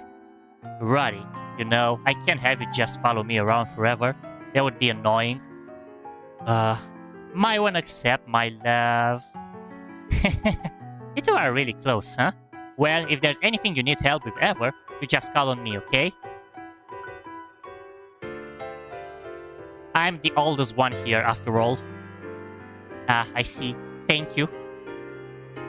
Oh, David, not you too. Guys, I don't speak Deutsch. Please use English for me. That goes for you too, Roddy. If you're ever in a bind, you can always reach out to me. Of course. Thank you for offering that. It's not just with me, is it? She seems to be like this with everyone. I was about to be annoyed that she would approach me just because I'm the new person here, but I think it's just part of her personality. Betty's eyebrows furrowed a little bit when she noticed that I was staring at her. Her eyes soon changed and appeared to fill with compassion. I don't know what the circumstances were for you to be sent here, but I want you to know that you don't have to keep your guard up. The children here, everyone's experienced hurt on one way or another. I'm sure everyone would offer to help you in any way they could. Yeah, thank you. That wasn't at the forefront of my mind, and I don't think I had my guard up. But for some reason, I felt like a burden had been lifted off my back. I was surprised. There's something I need to do here. I didn't really plan on making friends, but Betty's words began changing something in me. Like Betty said, we are all here for you, Mai. Don't forget that I'm your biggest supporter though, okay? No one will support you the way I do, so really, it's like I'm your only supporter. Roddy, whenever I talk to you, you always contradict yourself. Anyway, just know that I'm your biggest supporter, Mai. Yeah, I got it. I dodged Roddy approaching me, and just then a book was offered to me. Here you go. Manual for Elstrain? Yes, I'm certain Elstrain can save you.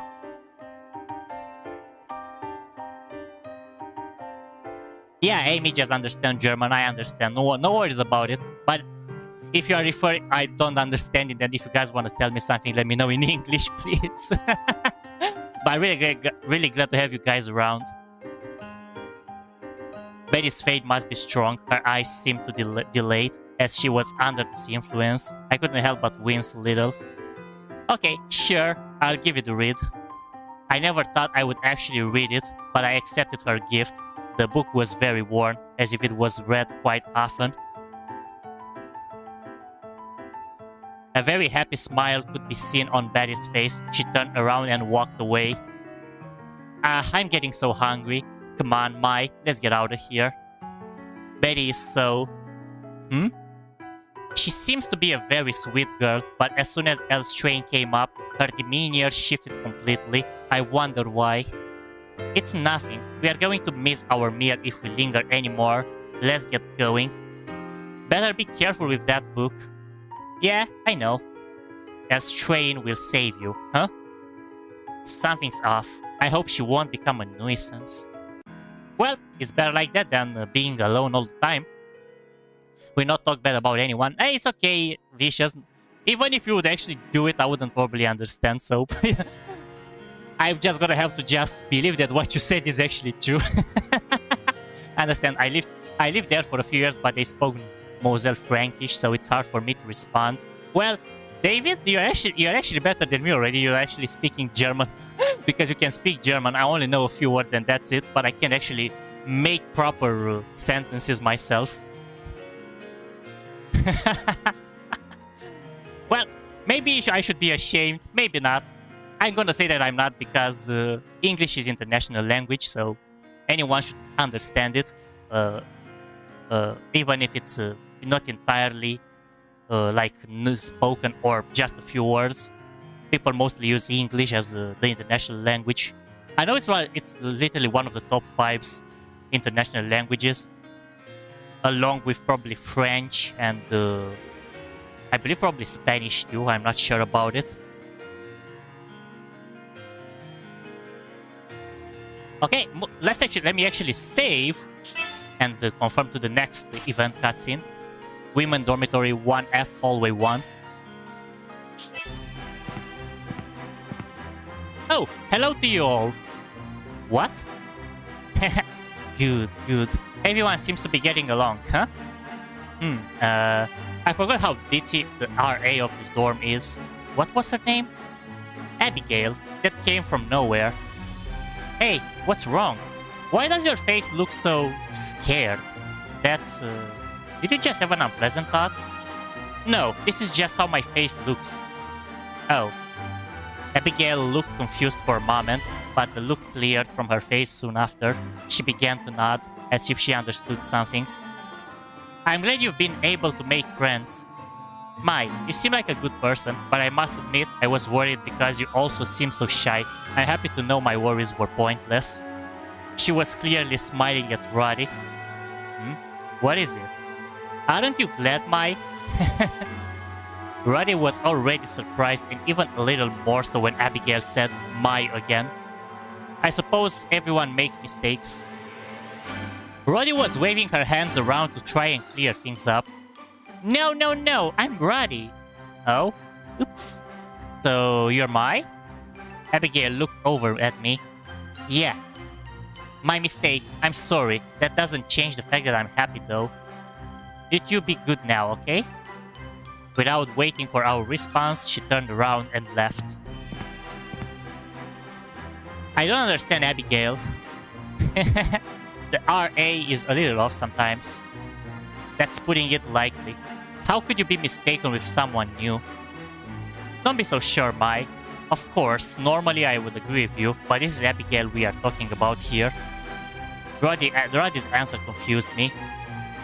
She seems to understand that Abigail is ditzy, but doesn't find her behavior or status as RA to be odd. I see. Is she really fit to be an RA? I really wonder. It's probably best I keep that question to myself. Okay. Save again. And let's go to women's dormitory, second floor, hallway 2. I'm gonna have... it's gonna give me I'm gonna need some time to get used to the game and the new characters names. If I'm gonna see them several times during the streams, I'm not gonna be having issues learning them. This is a long game after all, so we're gonna remember them for sure. Mai! Huh? Someone hugged me from behind, so I turned around. Are you not good with surprise attacks? Your reaction was so cute right now. I'm going to do it too.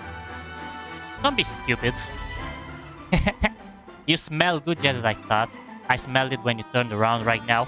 What scent is this? She sniffed my neck and it tickled.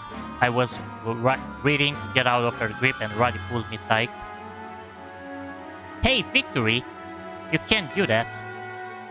Being released from her hug, I finally was able to face Victory. What is she thinking? To just hug me from behind? Oh, you took her away. I'm sad. Even when I gave her a quick glare, Victory was unfazed. Rather, she's just smiling. Gosh, you have no boundaries.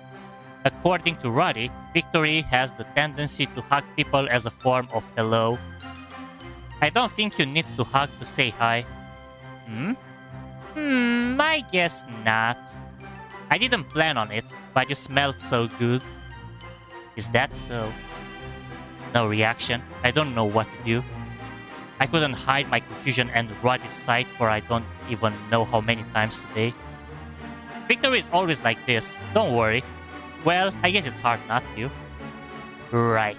I don't like being hugged out of the blue like she did. Sorry about that, I'll be careful next time. Victory waved her hand and she lightly walked towards the end of the hall. She's a weirdo. Although I was surprised, I guess she didn't mean it badly, so oh well. I stared at Victory walking off. There was a charm to her smile, the kind that invited others in. Alright. Save again, and let's end the day in the game. Move on to 5th of January, 19th BC. Or maybe not. Huh? The hall was unusually rowdy. What is it? Let's check. To my surprise, Vina had been found. We were told that she was discovered inside of a shed, alone. It was located in a dense thicket of forest. the kind where light can penetrate the shadows cast by tall trees. Her clothes had been shredded. When they found her, she was half naked and shivering on the floor of an old work shed. What? What's going on? Why, Vina? What in the... I wonder what happened. I heard her clothes were all ripped. What an idiot. Call it karma. The students gathered before the infirmary, gossiping tidbits to one another in hushed tones. Okay, Vicious Brothers, no worries. Take care. Have a nice shower there. Excuse me, let me through. My Roddy. Sorry, I just need to get through. Is she dead though? Or is it just shocked about what happened there? Headmistress Midra, the school nurse Isuka, and the head maid Shizu stood around Vina, who sat nervously on her cot. Soot covered her face, but it couldn't hide her terror. She shook violently, barely able to answer any of the nurse's questions. Vina, here, some warm water, drink up. She said nothing. Shizu and Midra exchanged worried glances and sighed. Vina, you broke curfew to venture into the forest last night. May I ask why? I didn't. I wasn't the one who left. Are you suggesting you were taken? The memory of her being attacked by the shadow crossed my mind. I imagined that she, too, was quite confused. But I persisted in my suspicions about this school, so I never thought to mention that I had snuck out as well. Let's head back. I noticed a towel on the ground, so I bent over to pick it up. Above all, I was relieved to see that she had lived, but just as I was about to leave the infirmary with Roddy, Barbas is watching. Don't trust your eyes. Barbas is coming. This is the same words that they were in Sanaya's message. Hey, what was that? Huh? Answer me. What you say? Do you know? Huh? Oh. Answer me, damn it. What is Barbas? Ah! I lost myself in the moment. Next thing I knew, I grabbed hold of Vina's shoulder and shook her. Sanaya mentioned Barbas in her last email. It was nonsense to me until now. My, stop it!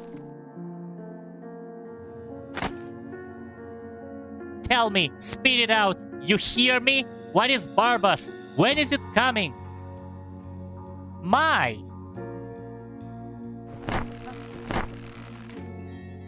Oh, Jesus. Vina responded with a high-pitched scream, flailing out like a woman possessed. Then, the maids rushed in to restrain her. They shoved me out of the room.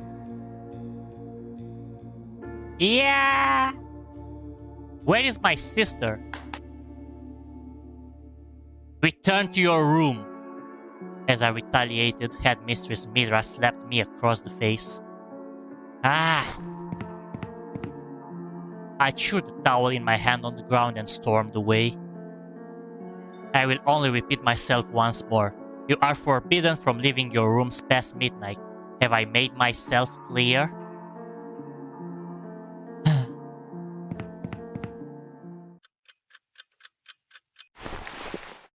My. Sorry about my mother. How's your chick doing? I'm fine. This is nothing compared to what that man used to do to me every night. It must hurt to have to be so strong. Sorry, I shouldn't have said anything. Let's drop it anyway. You really know nothing about Sanae? Yes, I wish you could believe me. And about Bus too? No clue. Right. I will help you find what you're looking for. About Sanae. You'll sneak into the confidential student records. If you're caught, we'll be paddled 100 times, so it won't be easy. But I'll help you how I can. Thanks. I guess first we'll need to know where they are stored. Anyway, how's Vina? Fine. She's calmed a bit. Last I checked, she's sleeping in the infirmary. I would like to talk.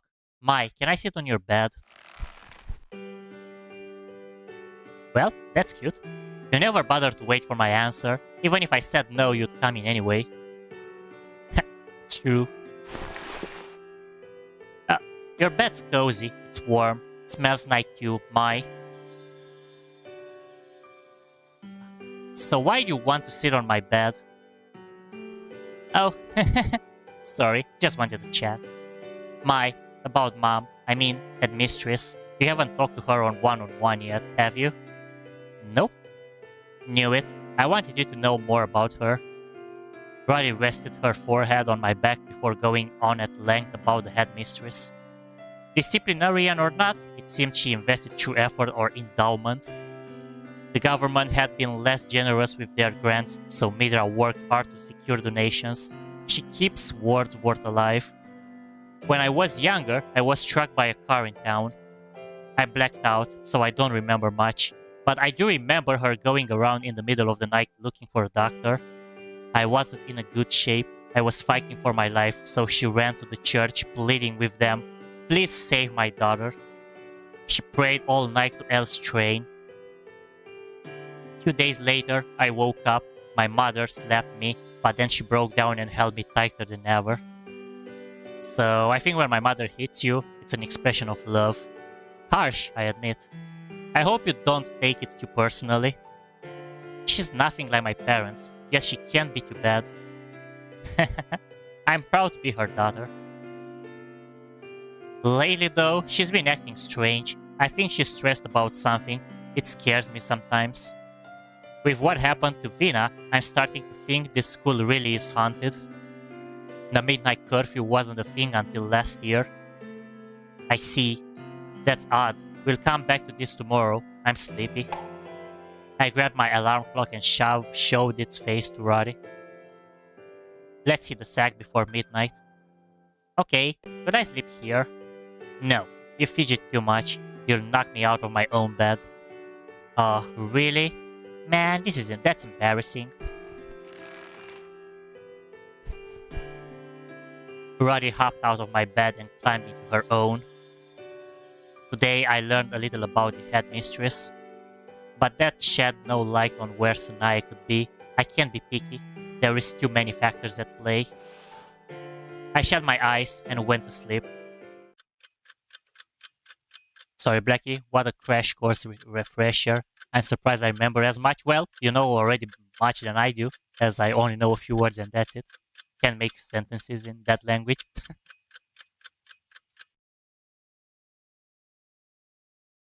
I can't sleep. For some reason, I was wide awake in bed. I glanced out my window, taking in the starless sky. Buildings in Choara cast shadows which loomed like beasts without moonlight. Then, the body of a girl smashed into my window. She was covered in blood. I tried to make out her warped face. It was Vina.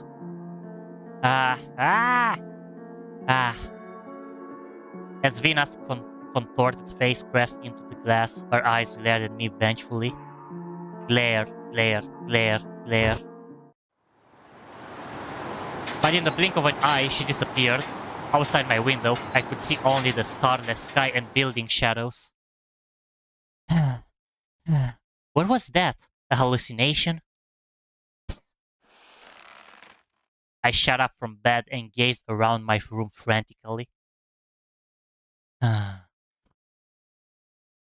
As per usual, Roddy slept awkwardly on her bed, not a care in the world. Her snoring is unbearable. I went over to the table for a drink of water and wiped the sweat from my brow. I took a look at the clock. 11:50 p.m. Early, but still late.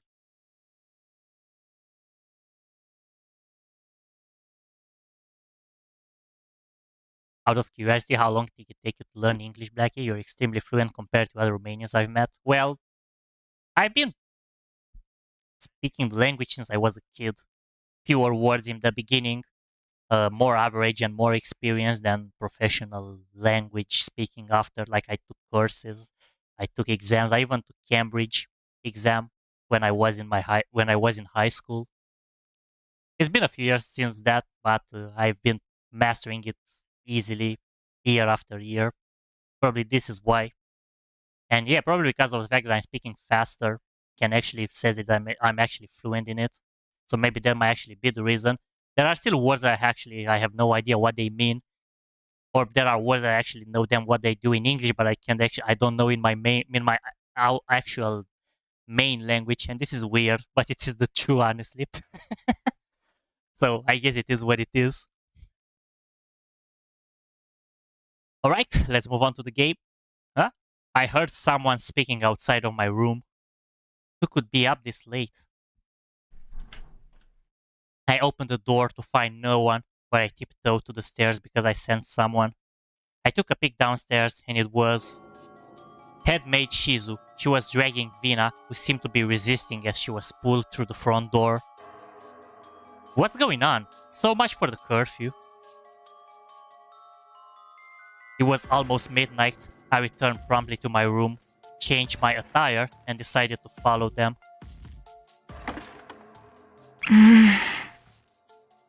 I couldn't let headmistress Mira or the maids catch me. Like before, I tiptoed down the hall. I needed to head downstairs to run after Vina, who was being dragged by the head maid.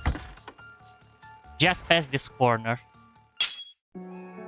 Oh, hey Sheena.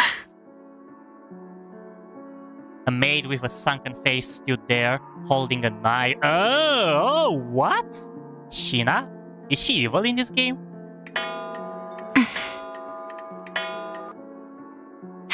Hey! What are you doing? Return to your room. Now. Just then, the clock struck 12, which seemed to distract the maid enough for her to dart away toward the stairs. What the hell? Why was she holding a knife? That girl. The grandfather clock's chime echoed through the hall. It was midnight, but I was concerned for Vina. I decided to chase after the maid down the stairs. Yep, that's midnight hour. If you guys have played Persona before, that's an actual Persona reference here, literally. Wandering around in the middle of the night isn't normal. I never mind about that. I need to focus on finding Vina. Vina. Seems like she headed north again. Okay. Is there there's actually somebody chasing me. We have first strike. My turn. Yeah, so there is like a Persona with shadows as monsters and Midnight Hour or the Darkest Tower. Okay, its what is weakness this? is... Those are like bugs to increase the corruption. Okay. And what are those? Okay, so this is a moon one again. Let's position ourselves. I'll look at the information. Okay, so you're having a lower magic defense again, so let's actually use magic attacks. All right. Disappear like this! Shine! Disappear. Let's hurry ahead already. Level up! Okay, level up again. And let me just increase the sound even more. The sound effects are still pretty low. So let me just go to the settings, to the sound itself. And let's bring this all the way up. Max sound effects volume here. Using only the background music like this. Like. Okay, let's go. Let's use the save point view. Oh, a save point. Oh, a save point. Okay, so where is our destination? It doesn't say it. I mean, it's okay. We're just gonna figure it out.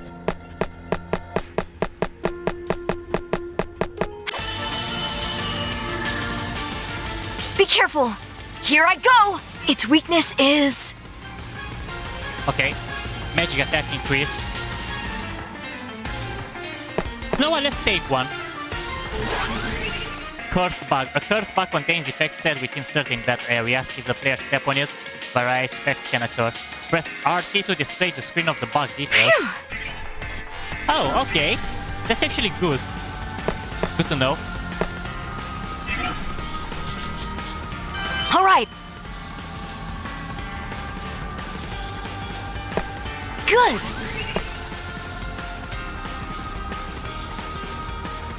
Disappear like this. Shine. Disappear. Let's hurry ahead already.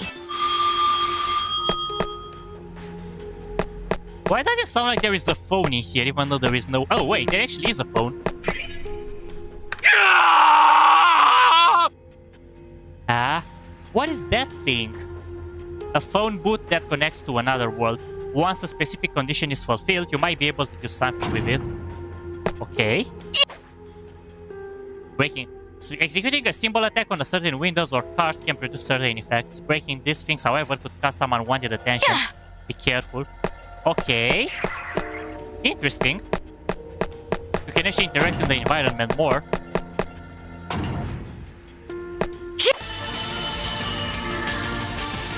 We've gotten behind them.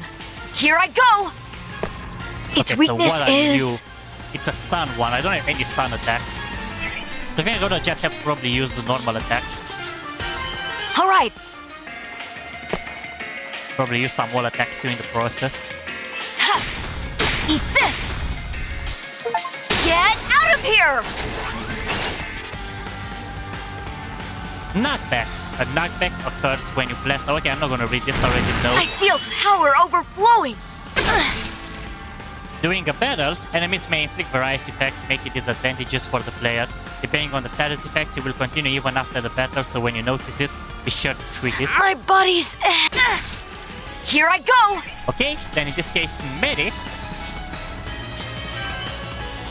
And All right. attacks.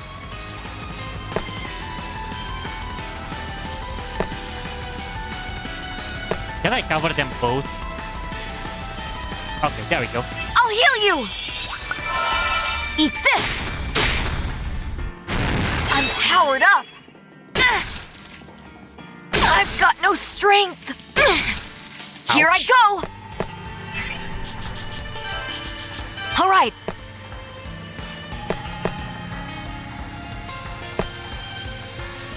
Okay, you know what?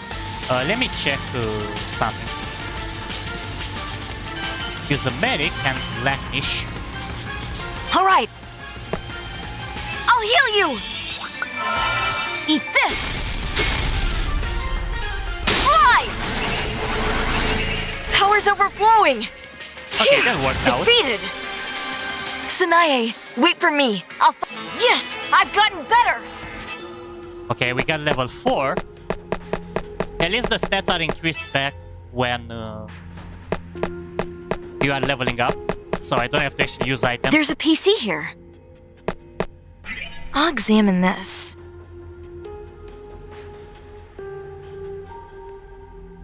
Whew. Yeah. Be careful. My turn. I'll look at the information.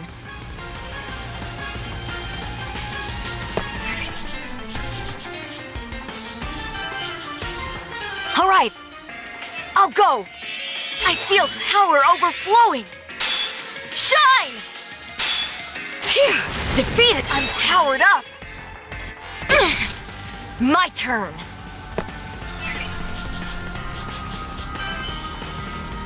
Okay, no one just use normal attack, leg-ish attacks. All right. Yeah. Eat this. Go away. Phew. Defeated. Sanae, wait. At least the knockback attacks are actually better now. It's in the previous game it was actually doing a weird chase camera when it was knockbacks, but now it's actually ghost pointing up, so you can actually see better how they are going knocking back and such. So that's actually an interesting improvement comparing to the previous game, like the camera pointing.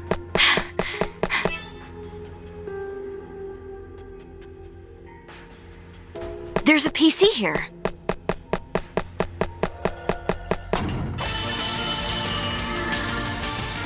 We have first strike. I'll do this! Its weakness is... good. Its weakness is...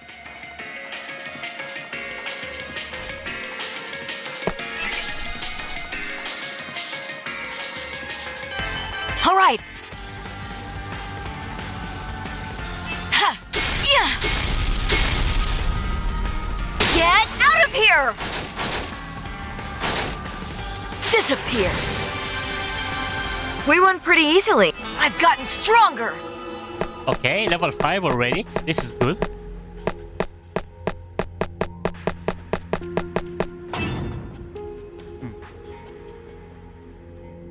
I don't think I can actually go anywhere because there are those red screens. So I'm just gonna take care of those ones. Then I'm gonna just go back to the point where I was earlier.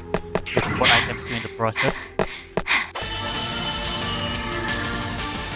We've gotten behind them. My turn. Its weakness is...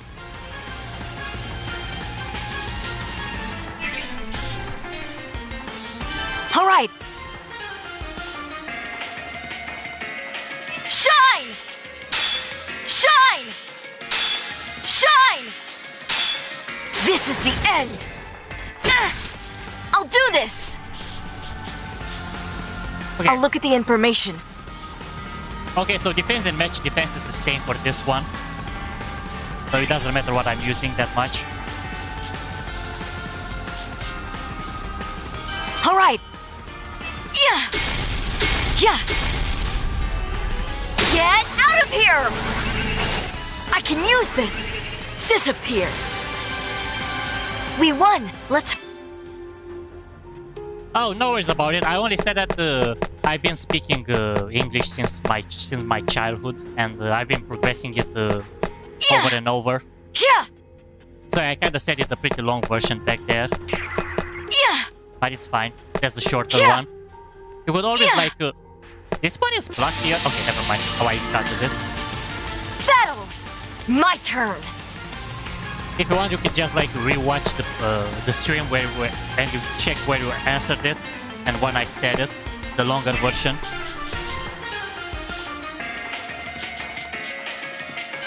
All right.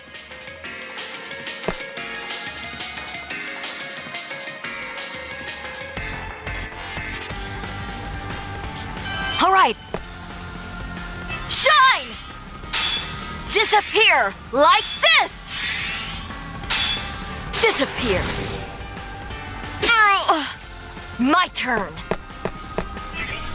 All right. Eat this. Yeah. Fly! Phew. Defeated. Sanae. Okay, let's take this one too, and move on to the other one, the other area. We've gotten behind them. Here I go. All right. Shine! Shine! Shine! Disappear. My turn.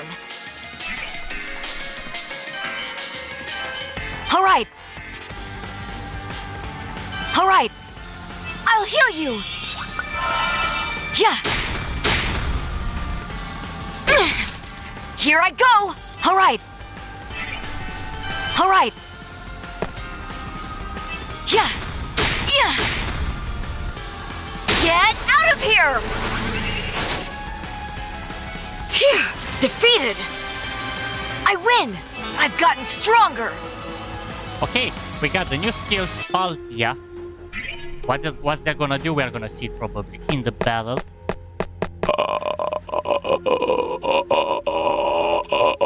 What? What? Did you guys hear that sound? It was something like... Did you guys hear that sound? We have first strike. That was so Here weird. I go.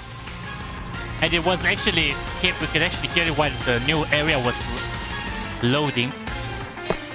I'll look at the information. So what are you? You are a star one with a lot of high defense and lower magic defense. Oh, and I already know about you. Effective on sun. Is this a sun Its weakness is... It's a star one. Okay, so...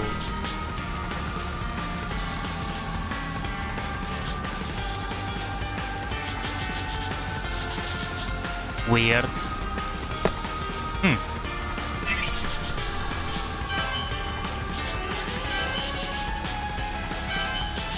All right. Shine! What about like this? Oh, okay. Combine multiple skills together to come up with a new skill. Try different combinations in order to discover new moves. Ha! Get out of here! Got the soul spear as well. Power's overflowing! Let's hurry ahead already. But how about the new skill? Do I have to actually make room for them? Because I think the room was actually much smaller for abilities in this one.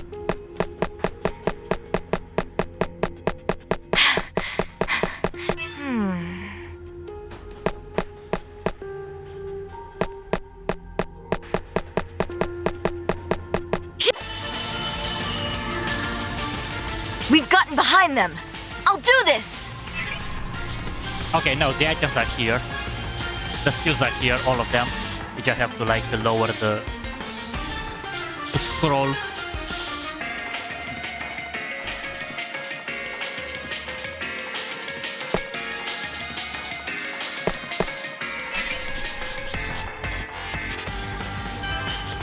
All right. Yeah! Ha! Go away! This is the end! We won pretty easily.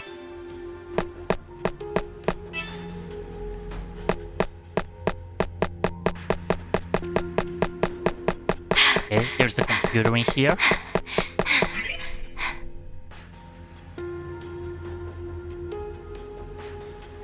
Whew. Seems like it can be hacked. Okay, let's get all of them from this side first. A what?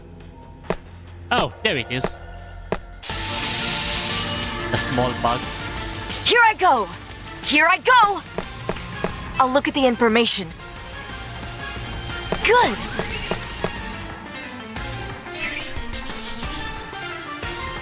Its weakness is...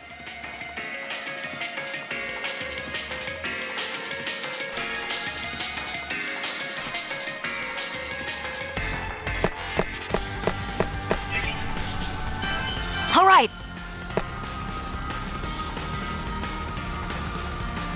Yeah! Ha! I'll try this. I'll support you. Get out of here! Phew! Defeated!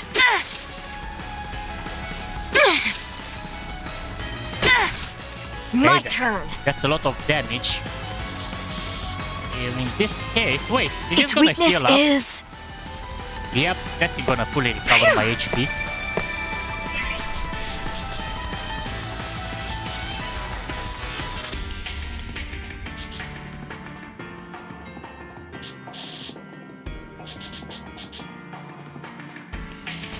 I'll look at the information.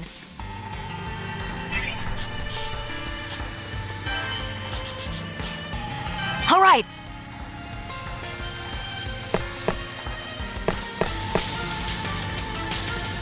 Yeah. Yeah. Go away.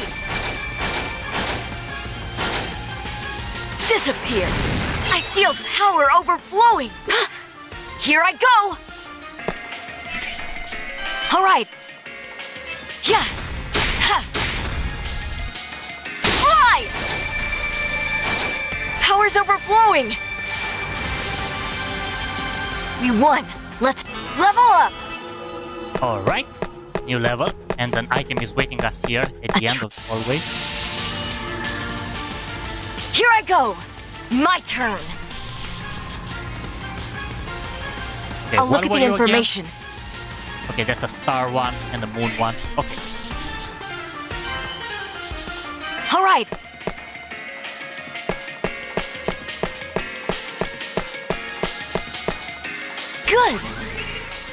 Take this! Ha! Get out of here! Disappear! Here I go! All right. Eat this! Yeah. Get out of here! I can use this! Phew! Defeated! We won! Let's... Hey, a treasure box! Take this. Okay. Some cash. Definitely helps out. I'm not sure how much cash I already have. Oh. 3,590 ini. There's a PC here. I already used that. Can't seem to catch her. Where did Vina go?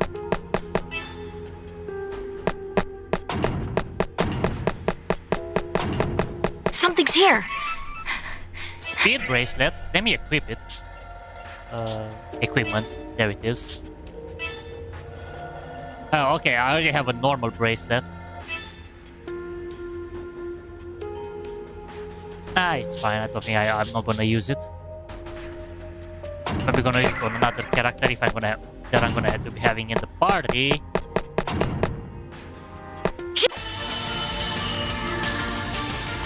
Be careful. I was about to get ambushed from behind to lose a turn to get attacked randomly.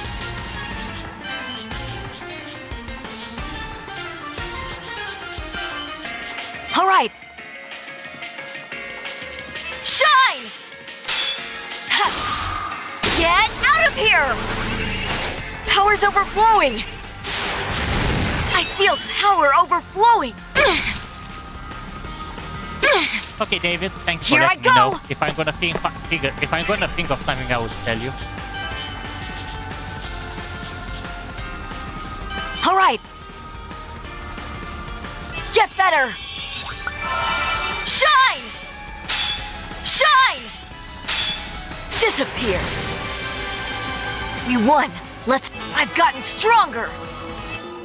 Okay, we got Lunario, so looks like her abilities are pretty much like close to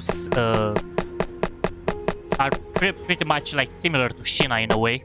Hey, a treasure box. Not entirely, but they are somehow. We have first strike. My turn. Yeah, the beginning is the hardest part. I agree. If you have the idea, then it's gonna be easier after that. I'll look at the information. Okay, so what are you? Hamos. Lower magic defense, even though it's kind of similar with the normal defense. So it is a moon type. So I guess I'd probably just use shooting star attacks. All right. As they are AoE ones. Disappear like this. Shine. Disappear. We won pretty easy. Okay, there's another one here. We've gotten behind them. Using the same strategy. All right. Shine! Shine! Disappear like this! We won pretty easily. I like that you're having the overkill bonus that would actually give you extra XP and it multiplies as much as you are decreasing the HP. So it's pretty much a bonus to actually having to refight the enemies. Especially. A treasure box? Mace headband. Okay, that's a new item.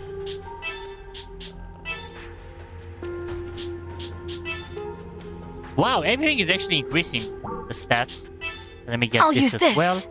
And this. I'll use this. Perfect. Seems like it can be hacked. I'll examine this. Okay, so there's all the way there. Something. All the way in the back. Whew.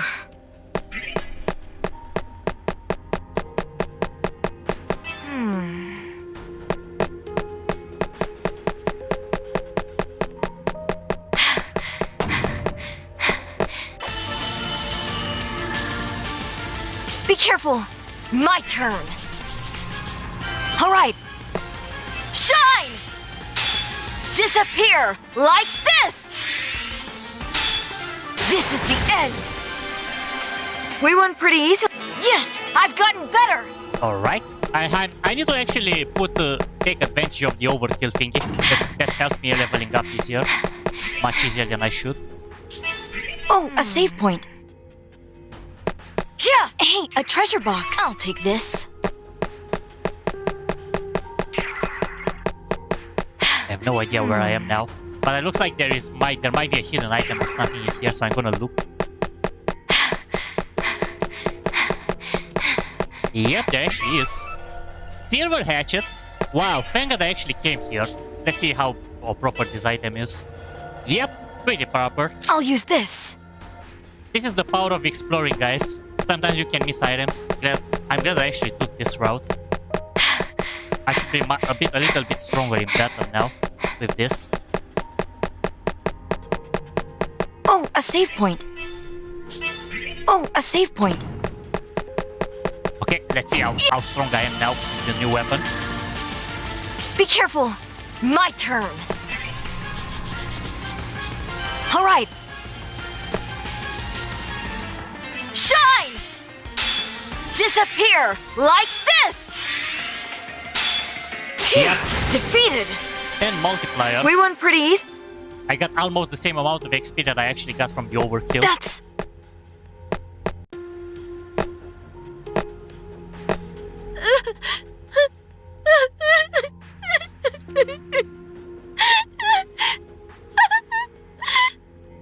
Is that her crying?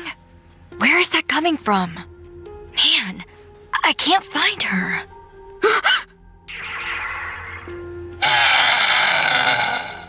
No way! What is that? It's huge! Alright. Yes, we're getting into a boss battle. Level 9 May. We're getting close to level 10. But I'm already with the stats high up, except the SP, but it shouldn't be a problem. Let's defeat the evil Viger.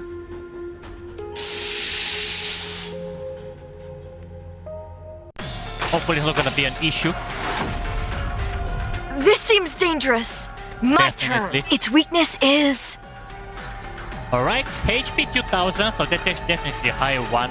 Attack 130, defense 10. Okay. So I might actually be able to knock them out easily. But they're having a very high defense thing, attack thing, so maybe I should actually use a shield. Is it the same for this? Yep. I'll look at the and information. This is increasing defense and magic defense. Good! Phew!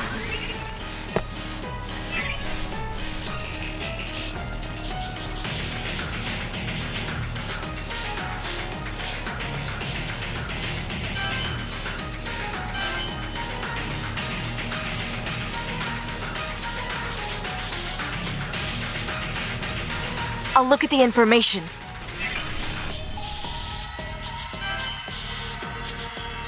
All right. Let's try this. I'll support you. I'm powered up. Take this! Fly! Okay, not really a boss battle. Defeated! But yeah, I'll do this. the damage is pretty high up. All right. Ha! Take this! Fly! Disappear! We won! Let's level up!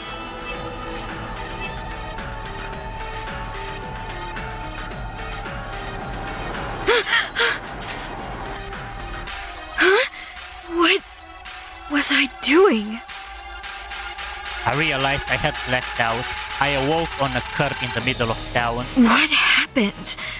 Last thing I remember was a monster, which I defeated. Did I pass out? I don't see any signs of its corpse. I eyed my hatchet lying across the alley stone pavement.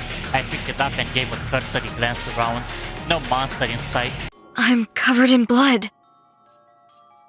It took a minute to register that both my hatchet and my head were drenched in blood. Guess I killed it. But what was that thing?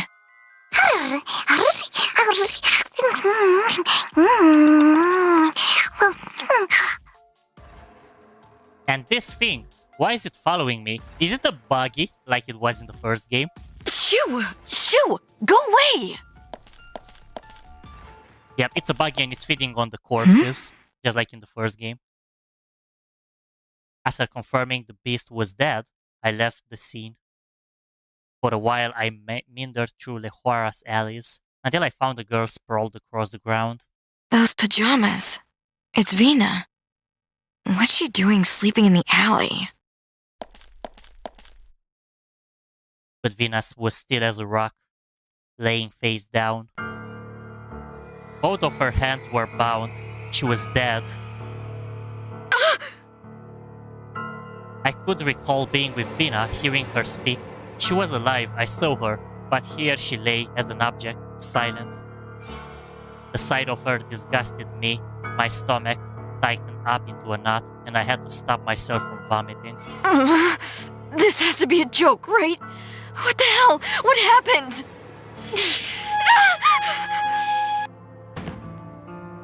All of a sudden, my head felt like it was going to split open, so I crumbled to the ground, clutching my head with both hands. Stop! I don't want to die! No!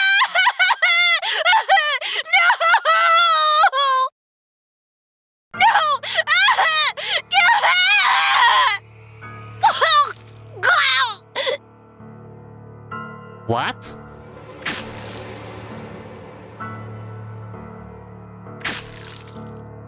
What is going on?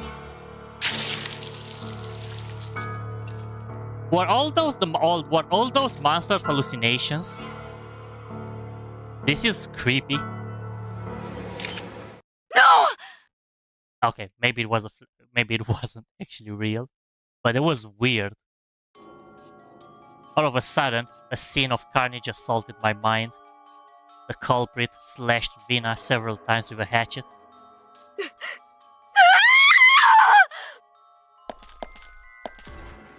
Scared into a panic, I fled from the scene, ducking away in some alley.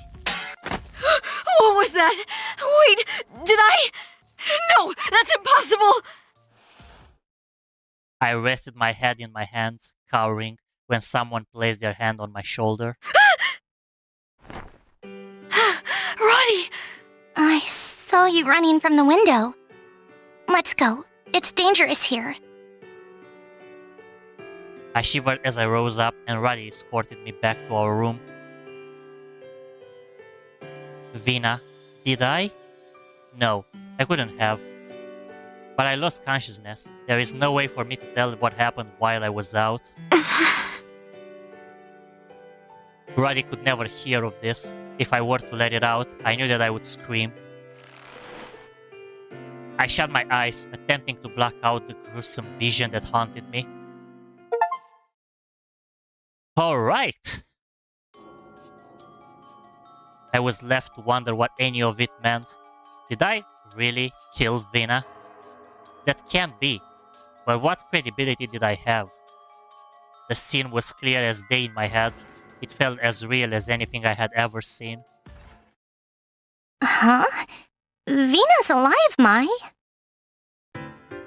Keeping quiet about the whole ordeal proved excruciating, so in the morning I confessed everything to Roddy. I had a vision that I killed her. Gosh. What a horrible dream that must have been, Mai. Don't worry, okay? My mother just gave me news about Vina. Huh? Last night, they found Vina a new home. Her new parents wanted her immediately, so she left this morning. What you saw was a monster. I think you went crazy and had a bad dream. Then what does it mean? According to Roddy, the monsters appeared around town some time ago. Roddy alleges that she's the only one at Wordsworth who can see them.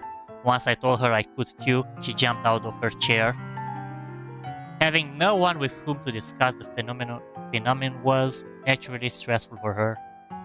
She tried as hard as Roddy can to be inconspicuous about it. She also tried avoiding them at all costs. When they kept appearing, she could chalk it up to poor luck and sprint home, pretending nothing ever happened. All that to say, it explained her relief when I told her that I could see them too. According to Roddy, no one else in town seems to see them. They live none of the wiser, ignorant of their existence, however many there are. They are like ghosts. They don't approach those who cannot see them. But does that mean they are harmless to those who can't?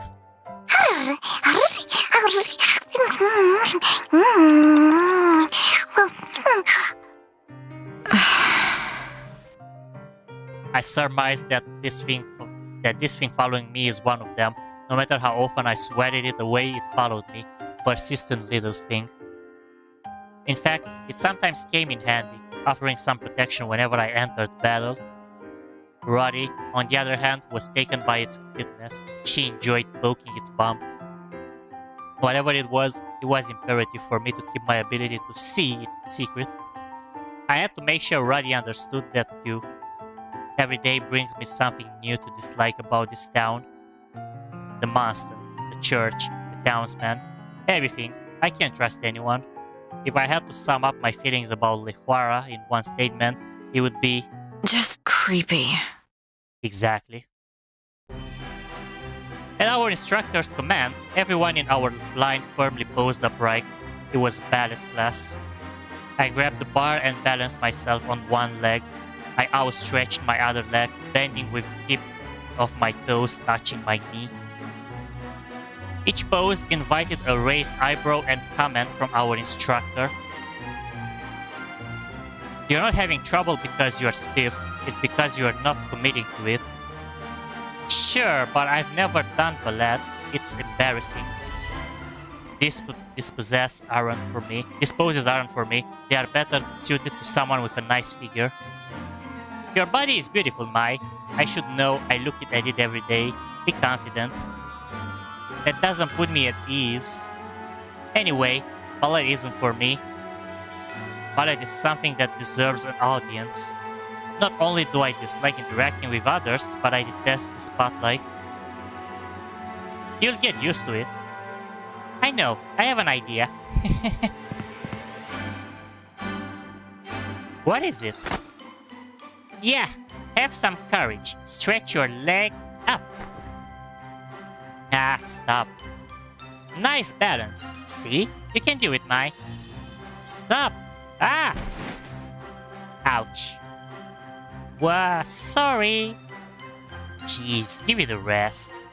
Well, maybe I am getting the hang of it. Is this how you pose? Yay, that's it, Mai. There was a sparkle in Roddy's eye as she saw me attempt the pose. Anyway, Roddy, about that monster, could you not tell anyone that I can see them too? I'd rather be discreet. Not even to my that Mistress Midra. Yes, don't tell anyone. Keep it to yourself. I see. This means you trust me. Don't get it twisted. Leave it to me. I won't tell anyone. This will be our little secret. Why is she blushing? Oh well, as long as she can keep a secret. I've been thinking, I wonder how Vina's doing. I started to realize that Roddy was someone I could trust. Maybe her good side would emerge now that she finally felt like she had a family. But the sight of Vina's corpse was burned into my brain. No way had I imagined it. Calling it nothing more than a hallucination would be crazy. I saw it clearly as I see now. It was real. And that enormous shadow, was it a ghost? Couldn't be. I think I'm going mad. What's the matter, Mai? See a ghost or something? I needed to do some snooping. When Victory approached me out of concern, I thought to ask her about the urban legend she mentioned. Oh, the ghost of Choara? Anything about it, how it died or why it became a ghost? Oh, that I know. Long ago, a terrible curse was cast upon Choara. Oh, I might have heard rumors about it. Yeah, so if some tragic fate were to befall you, then you may be possessed by the curse, go mad and die. That's awful. I see. Thanks for that. Someone had told me that these two were big fans of the occult. They sure lived up to their reputation. Between the ghosts and the monsters, something fishy was happening in Choara. I was worried for Sanae. I knew time was running out. I was being held in an anxious vice grip. I needed to do some more snooping around Choara. Hey Roddy, where could I go to get some information about this town? Is there a library or anything? Not that I know of. Oh, I think I know a place. What is it? There used to be a newspaper publisher on the outskirts of town. The building's in ruins now though. Newspaper? Great, that's a good lead. Could you show me the way? Of course. Wow, how lovely. A romantic rendezvous in a secluded place. Are you stupid? Oh, but it seems like they've made it a restricted area. Restricted area? Yep, either the building's been condemned or they've got some sketchy people around there. What? Anyway, the Wordsworth girls are forbidden from entering. It sounded awfully convenient, almost too much so. There had to be something there. Forbidden or not, I'm going. I need to learn what's going on around here. But if the faculty finds us, they might give us more than a scolding. True. That's why I will be sneaking out at night alone. If you won't join me, could you tell me where it is? But it might be dangerous. It will be fine. We are just reading newspapers. Okay. Fine, I will join. I can't let you go by yourself. You don't have to tag along. This is a personal matter. I said I would. It's okay to include me, you know. If you insist, then sure. In truth, I appreciated her offer. This place and its people were foreign to me, having Roddy around staved off this discomfort. A late-night tryst. Perfect. I guarantee you the mission is strictly professional. You never know what could happen, Mai. Oh, the instructor. Our dance instructor was on stern patrol, observing Mai and Roddy's posture. We hastily outstretched our legs, which drew a look of scrutiny from the teacher, but I found it difficult to stay stiff in position. As my teacher straightened my bent leg, I smiled through the pain until she moved on to the next student. I think stretching would seriously help. I really hate ballet. Finally done. After we hit the showers, let's do some stretches. Sure, if I can't get out of doing ballet, I guess I can work on being more flexible. Right? I'll help you. We can do it from the comfort of our beds. I'm starting to think you never think before you speak. Au contraire. Oh. A maid? It's you again, Sheena. Standing in the corner of the locker room was the maid whom I had encountered in the hallway holding a knife. Isn't that yours, Mai? Roddy pointed out to me that the maid was clearly holding my skirt. What are you doing? That's mine. I'm sorry, I thought I would brush it. I can do it myself. Don't touch my things without my permission. I yanked my skirt away from the maid. The situation puzzled me. What could she be up to? Pardon me, I didn't mean to offend.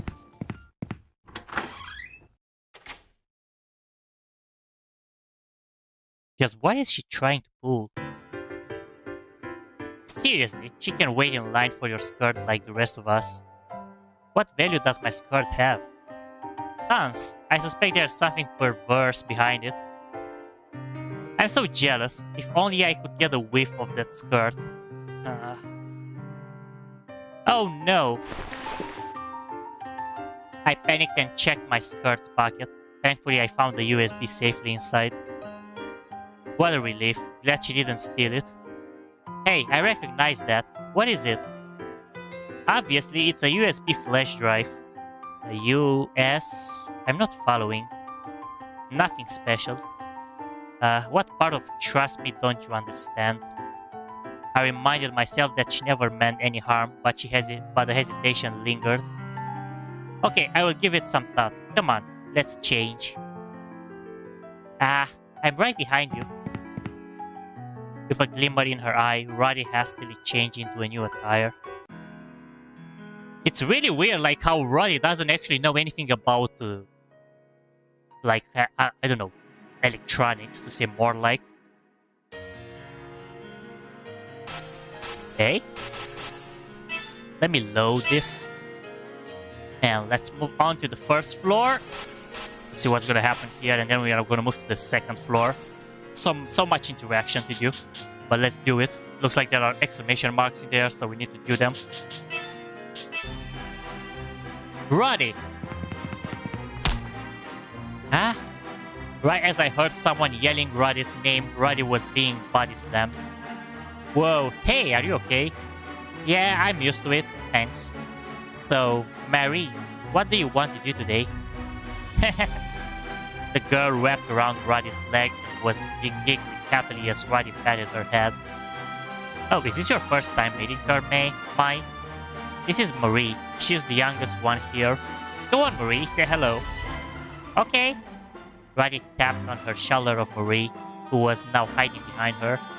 The girl came running to me, but as soon as she saw me, she froze. I can't, Roddy. Uh-oh, I have a bad feeling about this. The girl's eyes started to fill with tears, and in a voice that would inspire motherly feelings in anyone, she called for Roddy. Huh? What's the matter? Roddy, this lady is scary. Oh, you think it's her face? Roddy placed her hand on her chin, pondering this as she stared at me. I think if you gave her a little smile, maybe Marie wouldn't be so scared. I'm not saying you look bad. You just kind of have this resting, mean face, that's all. Is that supposed to make me feel better? My shoulders slumped. She wants me to smile, but is that really such an easy thing to do? I looked down at Marie, who just as quickly hid behind Roddy once more. But I don't want this girl to be totally afraid of me either. Okay, fine, I will do it. Hello, Marie. My name is Mai. Can you come out and say hello? I got low to Marie's side, and Marie anxiously peeked out from behind Roddy. I'm not scary. I'm not scary. I'm scared. Roddy! There. Come here. Marie started to cry seriously now, and Roddy gave her a big hug. There. It's okay now. It was pretty creepy, huh? What the? I thought it might have scared her, but to have the one who told me to do it called me creepy. Watching Marie cry in Roddy's arms just made me feel really uncomfortable. I began to feel very angry, but could do nothing about it. I suppressed a sigh. All I did was say hi, and this was how it was received. This world isn't fair.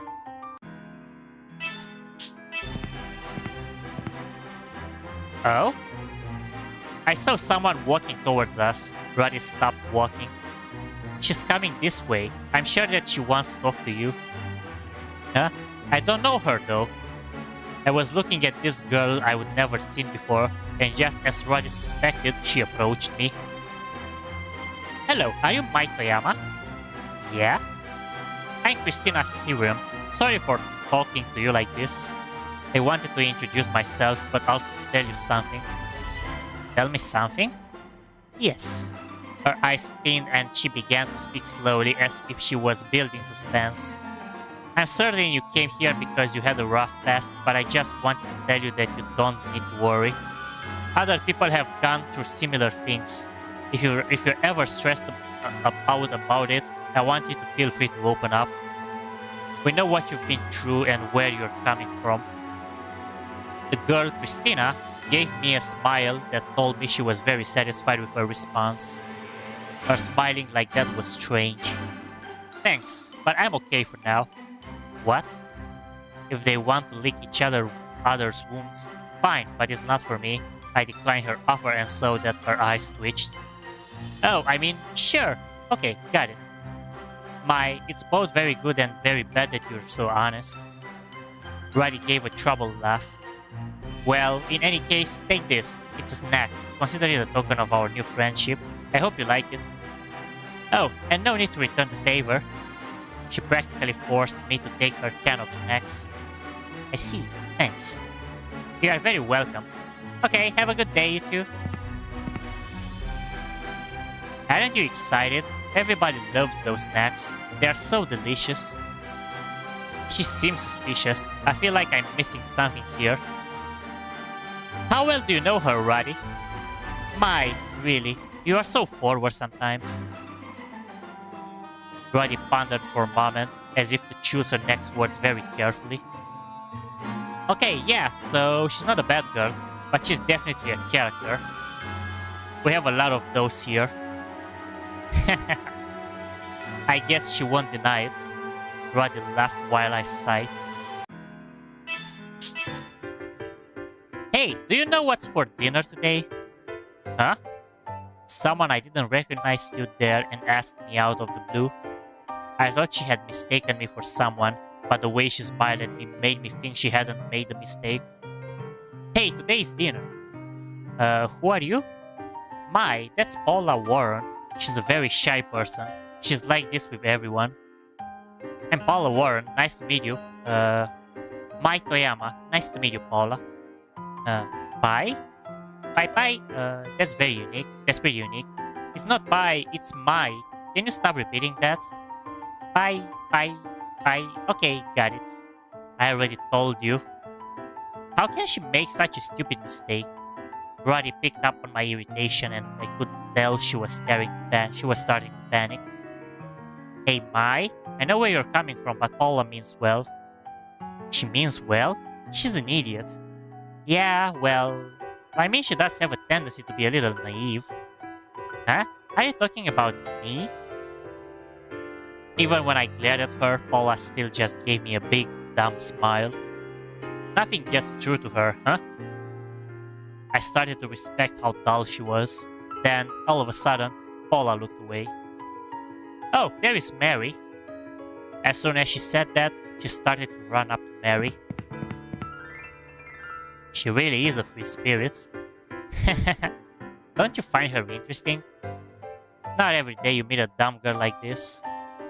I watched as she walked away, but then Paula turned back at me. I hope we meet again soon, Pi. My name isn't Pi.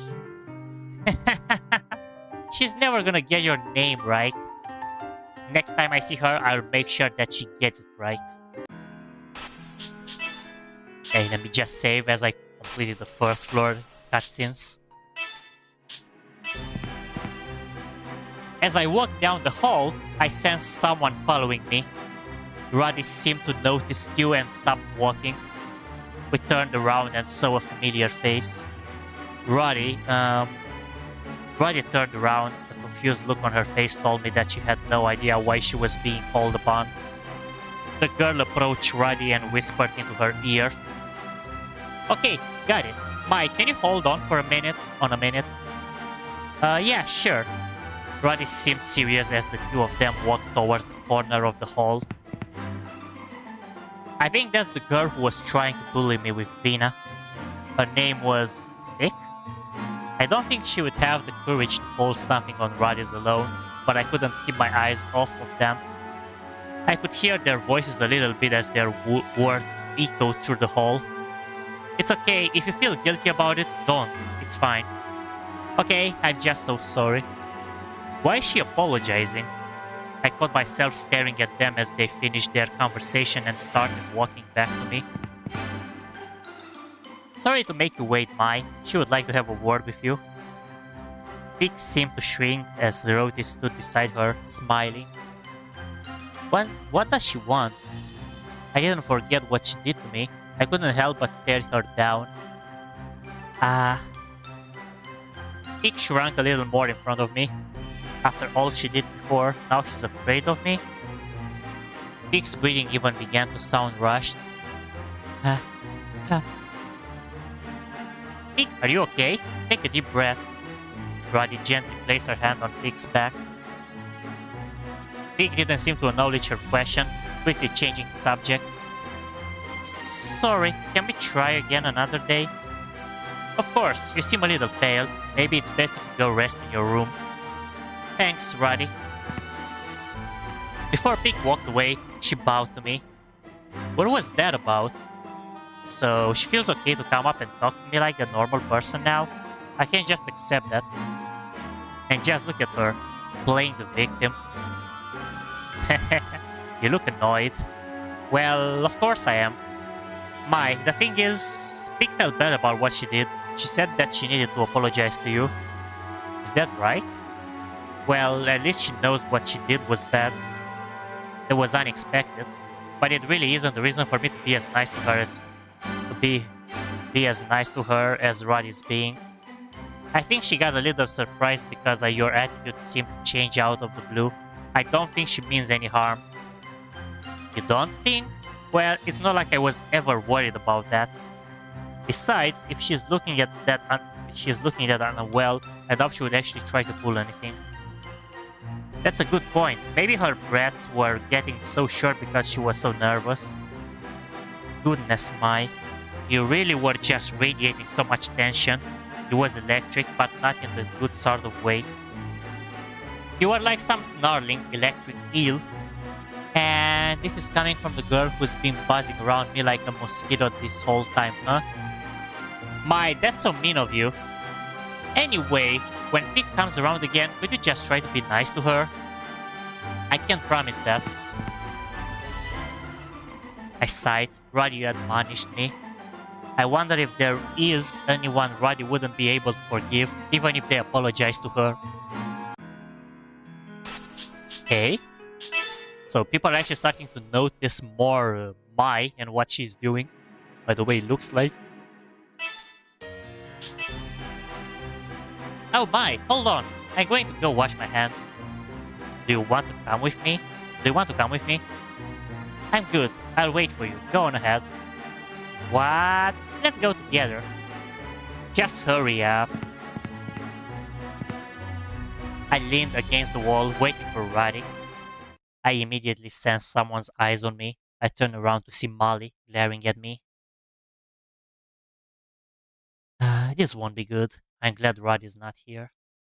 She kept staring, which really started to bother me. I got in her face about it. What the hell do you want? Do you want to play with me in the bathroom again?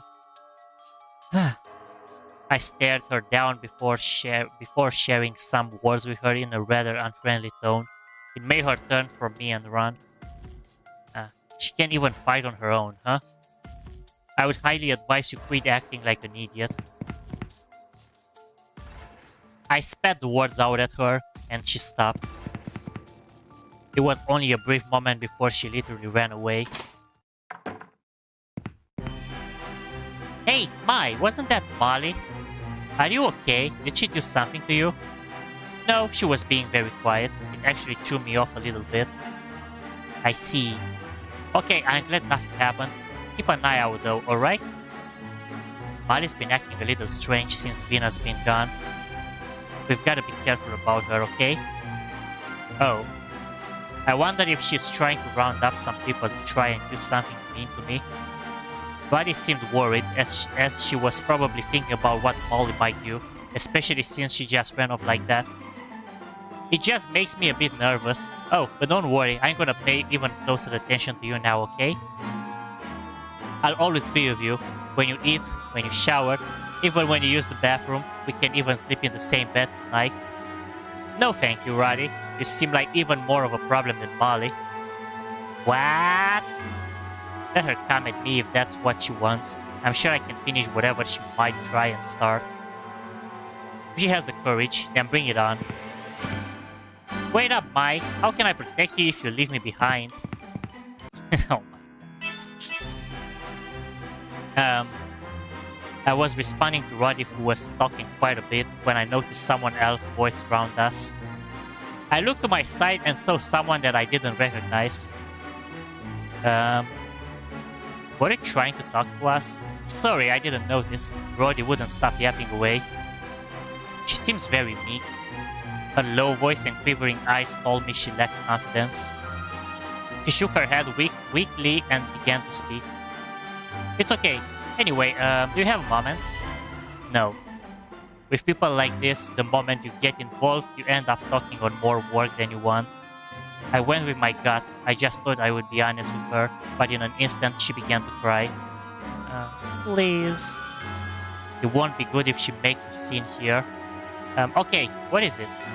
Can you come this way? She pointed nervously toward the end of the hallway. I looked back and saw that Roddy was still yapping. I'm sure she wouldn't mind if I stepped away for a minute. Okay, hurry it up. So what do you want? Do you have a crush on Victory? What? I knew it. My jaw hit the floor. I was not expecting that question at all, but she mistook my non-answer as an affirmative one. No, I don't like her at all. But the other day you were giving her all sorts of hugs.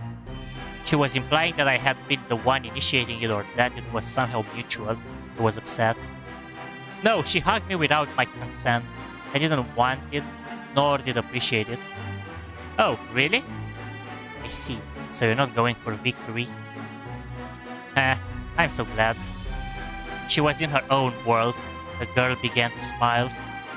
I was staring at this strange person in their abnormal state when I heard their familiar sound of Roddy stomping over.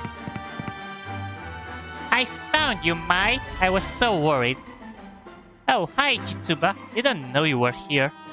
Chitsuba? You didn't even introduce yourself yet? This is Chitsuba Idean. Victory is a special person. No wonder you asked that question. Question? Don't tell me you were asking if she's trying to take Victory again. I mean, yeah, I was worried. I get the impression that Chitsuba is asking this of just about everyone. But when you think about it, Victory really just hugs anyone she wants to hug. I know you can help who you fall in love with, but if that person for you is Victory, I imagine it will be challenging. It's also worrying that you just go up to anyone and everyone and ask them that sort of thing point blank. That's not what I did. Mai was, I know she was being close with Victory. No way. Mai belongs to me. Right, Mai? She hugged my arm and leered at me as if it was obviously true. Who decided that? Oh, I didn't know. That's beautiful.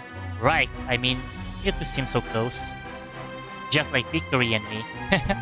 May you two find eternal happiness. I'm glad you understand. This is all a misunderstanding. I had no time to deny it, and Chitsuba skipped away, blushing. Roddy seemed to be in a better mood. She held onto my arm as she continued telling me her story. So, where did I leave off? Let me start from the beginning. Wow, he's gonna be yapping a lot to Mai. Looks like there is nothing else going on in here. Let me just save and end the day. See what's gonna happen now. Getting onto the midnight, going again to the streets, just like in Persona. I awoke shortly before midnight as I had intended to visit an abandoned publisher about which Roddy had informed me. Despite Roddy's insistence on joining me, I knew going alone would be for the best. I wanted to avoid waking Roddy, so I slipped my foot ever so slightly out of my bed. Oh, you up, Mai? Why are you awake? I was so excited for our rendezvous that I hardly slept a wink. Ready to go when you are. Hey, I told you it's not a rendezvous. We have no idea what we'll find there. It felt like a universal truth that walking around at night as a girl was dangerous. But few places could hold a candle to the Choara when it came to danger. I know, it's freezing. It's spooky out here, so watch out. I should be telling you. I shook my head and sighed. Hey, wait up, Mai. Don't leave me. Oh, okay. Now we're actually having Roddy as well. Looks like we are into the dead hour again. An even more powerful super knockback has been unlocked. It will activate when you fulfill a certain condition during a knockback. Timing is everything. Watch out for super knock blows. Glitch mode has been unlocked. And by increasing the corruption level, you can transform using the glitch mode. Okay, now we're actually gonna be starting increasing the corruption. Okay, so it's gonna be the same. Those areas are still locked. But this time we are having Roddy with us too. Can I change to her though?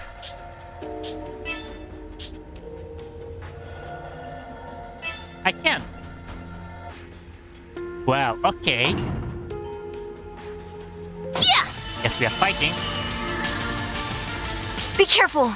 My turn! Its weakness is... Okay, so is Roddy a ranged one? Okay, I can check. But I'm gonna see. Oh wait, she has a gun in her hand. Guys, she has a gun. So she is a ranged one, Roddy. Good to know.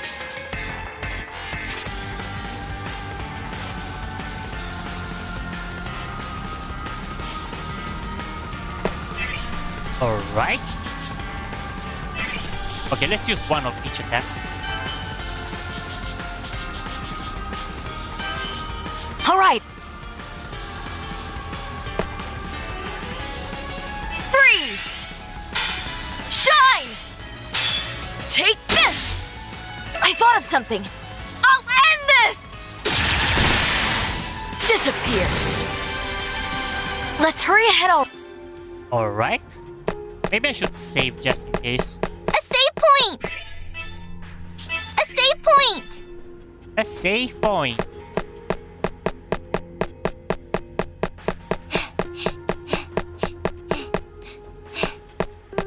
Okay, there is a chest. Found here. treasure! Yay! Wow, she's so happy to be adventuring.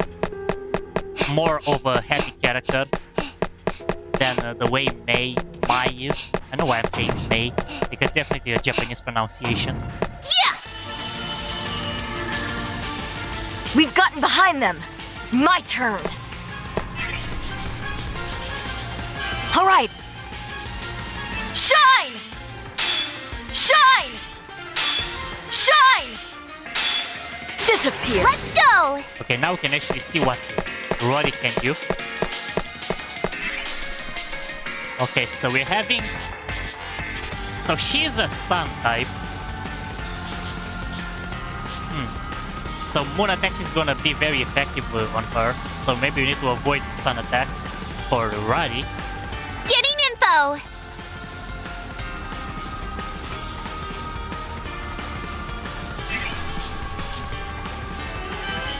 There! Ha! Aim and fire! Yeah! This is the end! This was super easy for me. I see. Then from now on, I'll leave everything to you. Yep, doing good! I've gotten better! Well, it was super easy for you, Roddy, just because for the fact that you only did a single attack while I had to do more. You were just cleaning the trash. Yeah! Okay, maybe I'm too harsh. And I missed my encounter. Alright, let's go! My turn! Its weakness is... Okay, it's a star one, so sun attacks.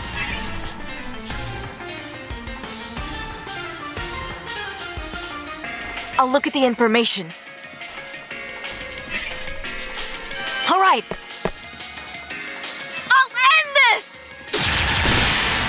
Ha! I'll end this! Disappear!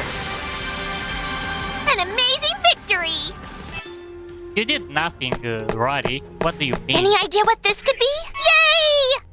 Oh, okay. That's a good equipment thingy. Roddy ribbon.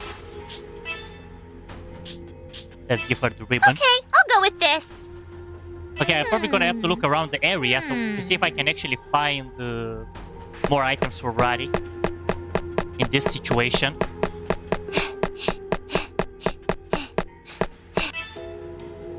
That's all you, Mai.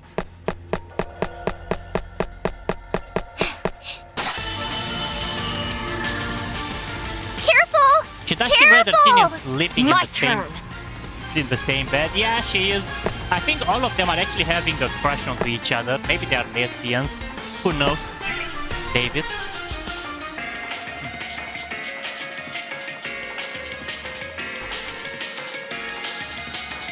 Its weakness is...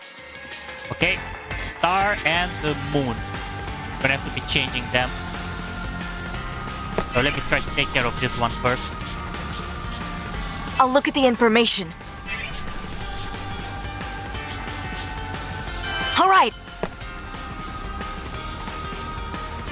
Ha! Take this! Get out of here! Power's overflowing! An amazing... Yes, I think I I've gotten stronger! Okay, wrong button. I need to check the map. Make sure I'm going in the right way.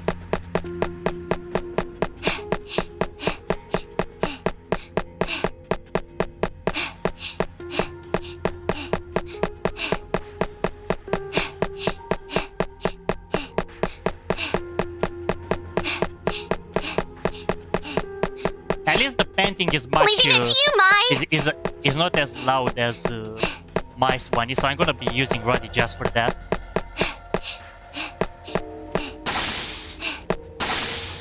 Yeah!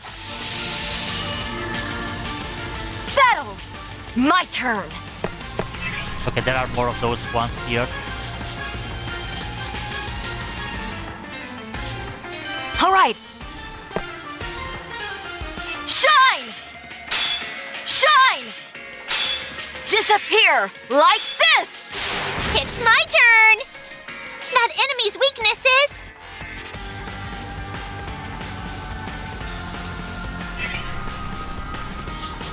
There!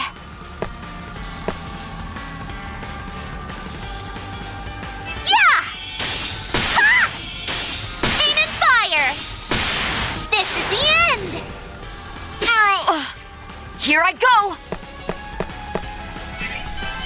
All right. Ha! Yeah!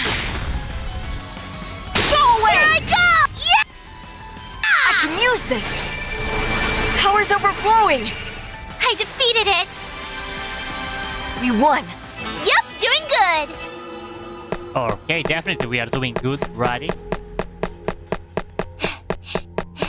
We are increasing her XP. I think she requires more, less XP to level up. The way Mai is. Yeah! Yeah! By the way it looks like. Yeah! Uh-oh. But fine. Let's do it. Starting battle! I'll do this! Its weakness is... Star, sun, and moon. All the trio of attacks. All right. I'll end this! Shine! Freeze! Phew! This was super... I've gotten stronger! Yeah! Battle! Here I go! I'm gonna use the same tactic. All right. Disappear like this! Freeze! This is the end! Where are you aiming? It's my turn! There! Eat this! Yeah! Yeah! Leave this to... Ha! This should do it! This is the end! I can do it when it comes... Yep, doing good! I don't see any other areas unlocked though, so I think I'm gonna have to go in the same spot where I was last time.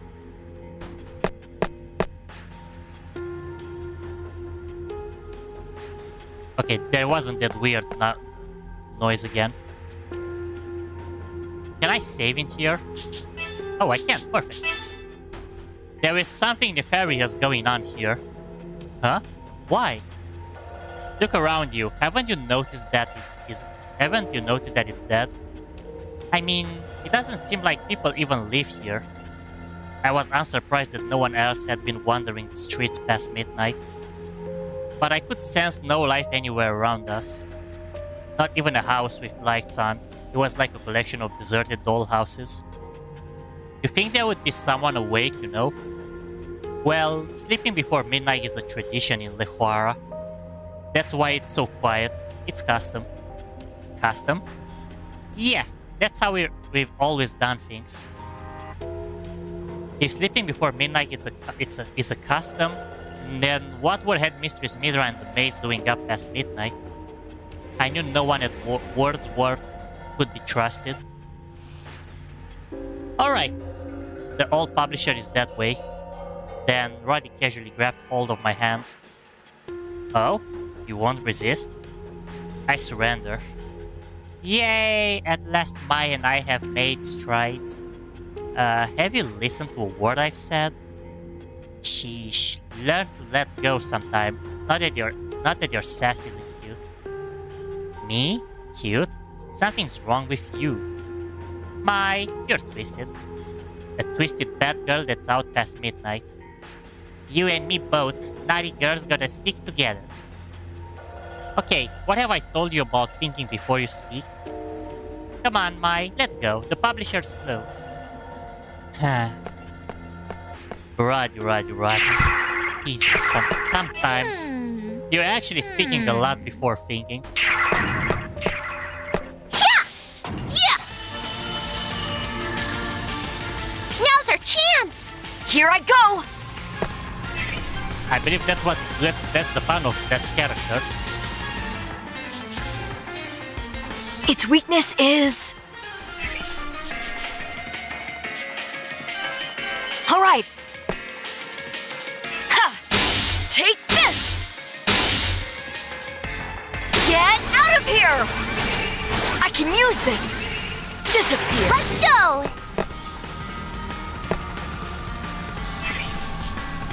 There! Yeah! Eat this! Blow away! Leave this to me! Ha! I feel something tingling! Easy. Let's hurry ahead already. Come on, Well, I need look, treasure! Yay! maybe I can find another item for Roddy in here while I'm looking around. That would help a lot. Even though I kinda doubt it.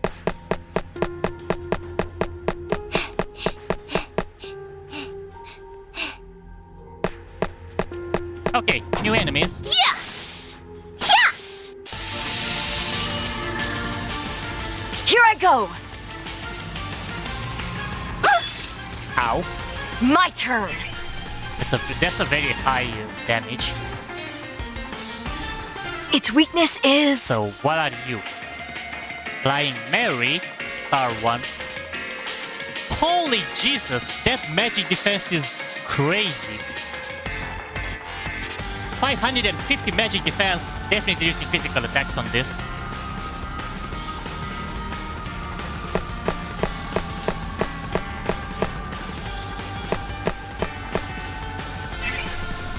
I'll look at the information.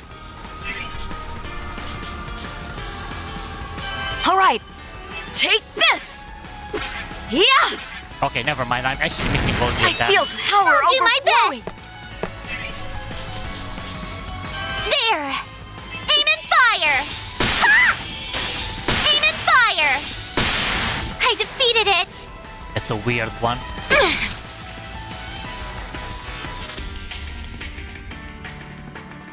Escape! My turn! Okay, that was weird. We didn't do any damage to it and it ran away. Its weakness is... Good! Alright! Yeah! Eat this! Fly! Phew! Defeated! Sanae, I've gotten stronger! Stronger!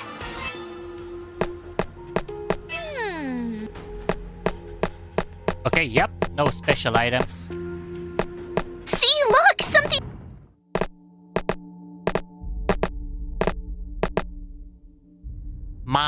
That's... That thing. That was what attacked Vina. Yikes, it's walking this way. What should we do? I have a bad feeling about it. Can I save? Nope, there is no saving. Roddy, we are escaping. Run! No one knows what they are. They appear in certain areas and begin chasing players. Once captured by a dark shadow, the game will be over, so run with all you've got. Okay, we go!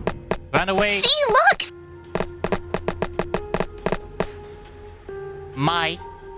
Looks like it's not following us. I wonder what that was. I don't know, only that it's probably a good idea to run from it if we see it. I couldn't save the game, I kinda want to see if this is gonna trigger a game over scene or not. Like it was in a previous game. Okay, now it's gone. We can move back.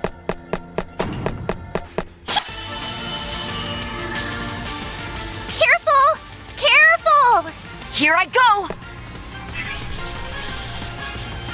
All right. Shine! Shine! Shine! Phew! Defeated! I'm powered up! I'll do my best! That enemy's weakness is...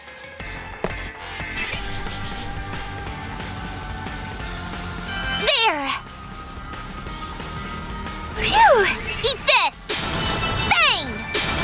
Yeah! This is the end! This was super easy for me.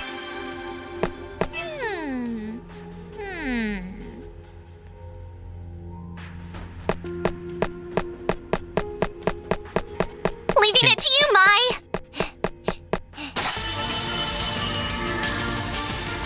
Be careful!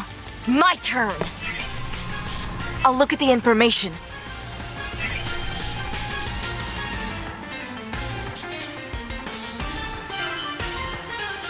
All right! Take this! Eat this! Fly! Disappear! Let's hurry ahead already. Level Vina up! got stronger! Okay. We learned the reviving ability now. Yeah! That's gonna help us. Now's our chance! Here I go! Its weakness is...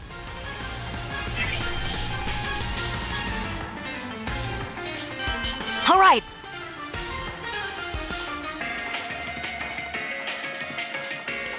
Take this! Ha! Okay, that worked out. Go away! Cover them all in the area. I can use this! This is the end! That was perfect!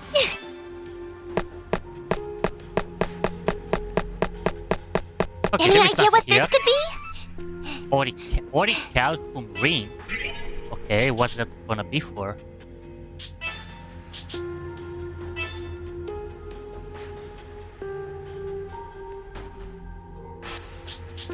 I'm just gonna give it to Roddy How is it? Does it fit me? because Roddy doesn't have one ring. And I keep it like that. Wrong button. I wanted to check the map. I'm pressing the menu button by mistake. That's all you, Mai. Be careful if I see that monstrosity again. I'm gonna have to be careful to Any idea what this could be? Metal bracelet. What is this? A bracelet overflowing with power. What are the stats? 124 magic attack. I'm gonna give it to Roddy this How one, is it? Does it fit me? so she can have more stats.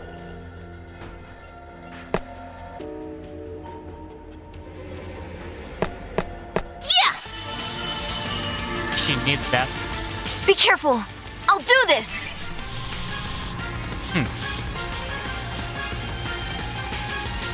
Its weakness is... All right.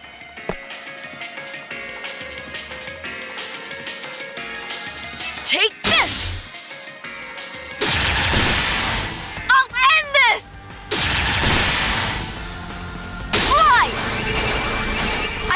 this? This is the end! We won pretty...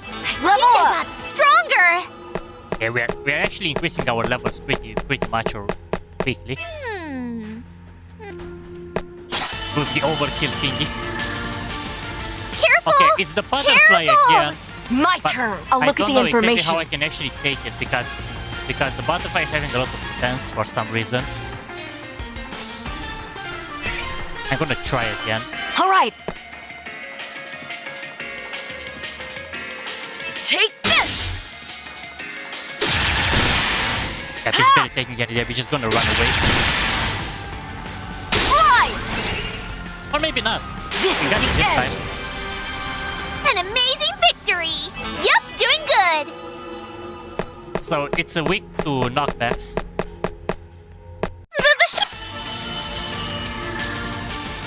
We have first strike. Here I go! I think the shadowy thingy is behind. By the way, All right. it reacted.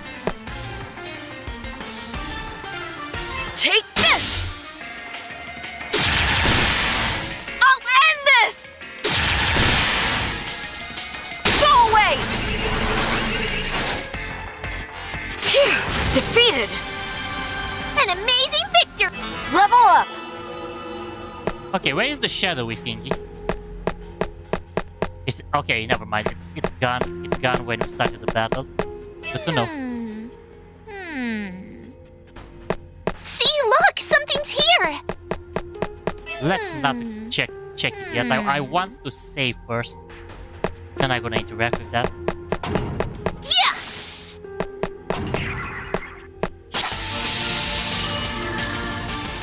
Battle! Here I go!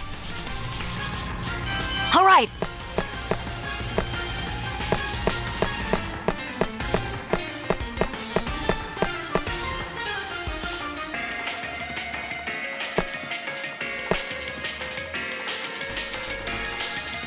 All right.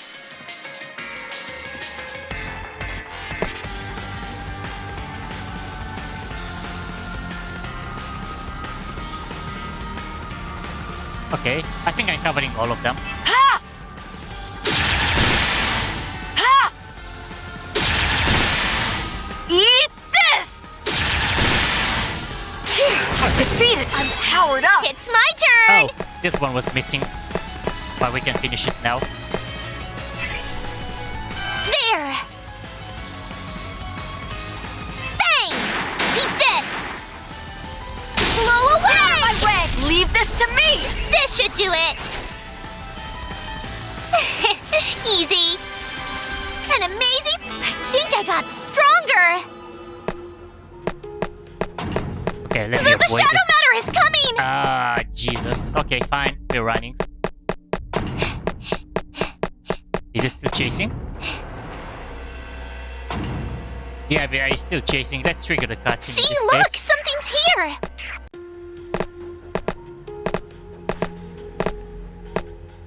There it is, Mai. You'd never think it was a newspaper headquarters back in the day. It was dilapidated, a shell of its former glory. One could only surmise that it was a publisher from the broken printer parts littered around. Thankfully, despite it being a restricted area, the building seemed like it could hold us without collapsing. Hope you find what you came for. Let's go. Roddy, stop.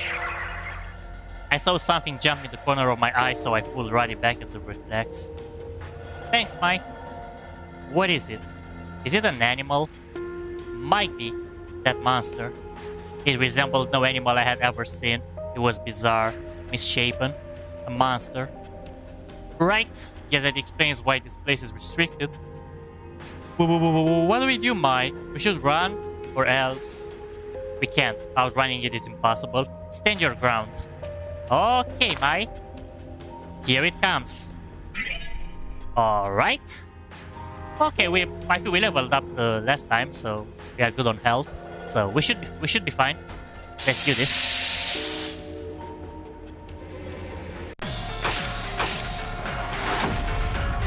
Don't let your guard down! I'll do this! Okay, so I'll look at the what is your- information. What is your weakness? 6,000 health. So it's gonna be like a mini boss battle here, probably. Okay, so the magic defense is lower than the defense itself. So maybe I should use magic attacks in this situation. Its weakness is... It was the moon one, right? I'll And look what at are the information. Corruptions? Okay, SP recovery and attack up. Now, Its weakness what are the red is... ones? Okay, they're all the same. It's color changing. I'll look at the information.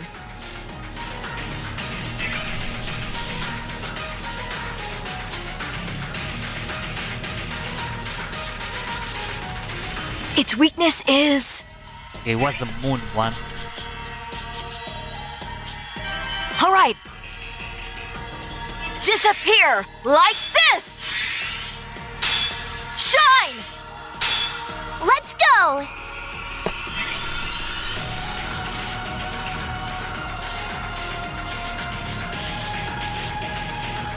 That enemy's weakness is... There! Yeah! Bang! Blow away! Leave this to...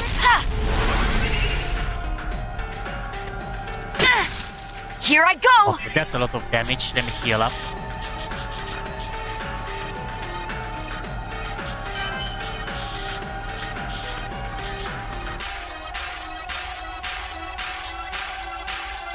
All right. I'll heal you! Shine! Disappear like this! Let's go! There! Eat this! Yeah! Yeah! Leave this This to should me! do it! My turn.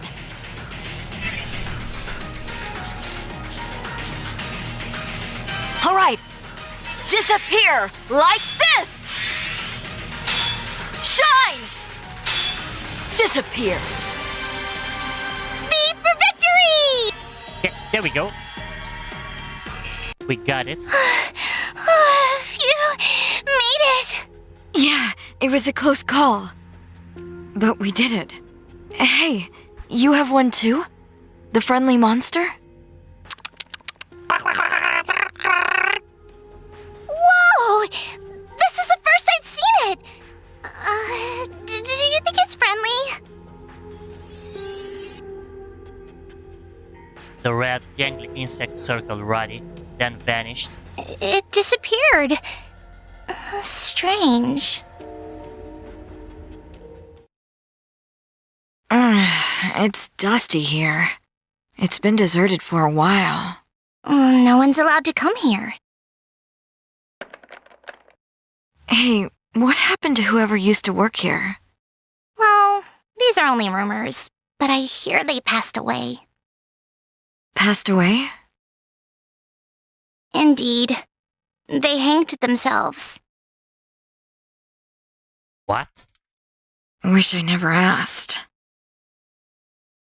My curiosity about the building's former tenant intensified. The interior decor of the room was antiquated. Chairs, desks, cabinets, lighting fixtures, windows, all from an age gone by.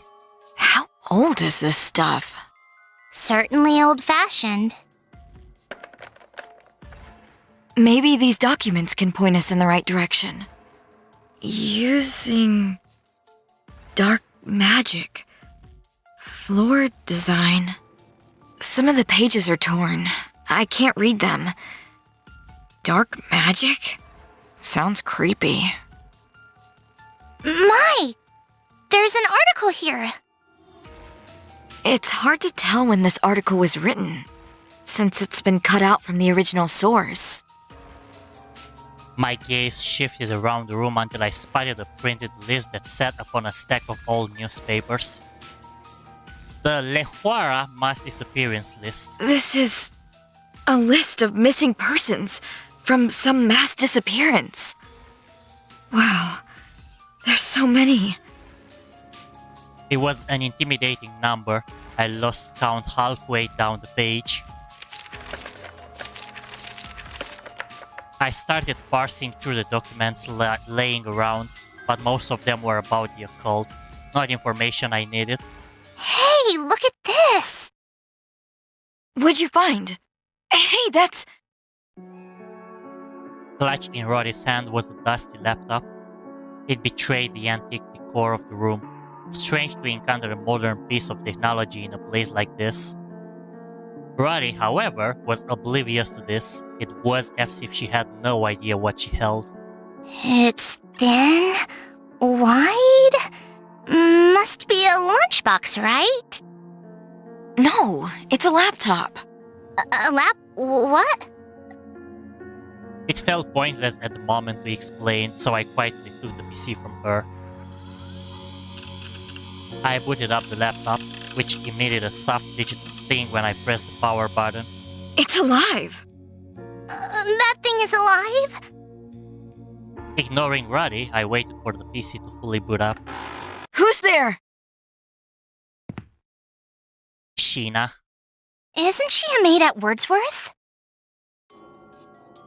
It was the maid who held my skirt inside of the locker room. In her hand was a knife. Roddy, get back! What are you doing here? Why are you... Get back to the dorm. Huh? There were no witnesses other than us and the maid. I expected her to lunge at us with the knife. What is that? Behind you! Out of instinct, I spun around, noticing the fearsome monster standing behind me. It snuck up on me. What now? Unauthorized user detected. Commence system wipe. What?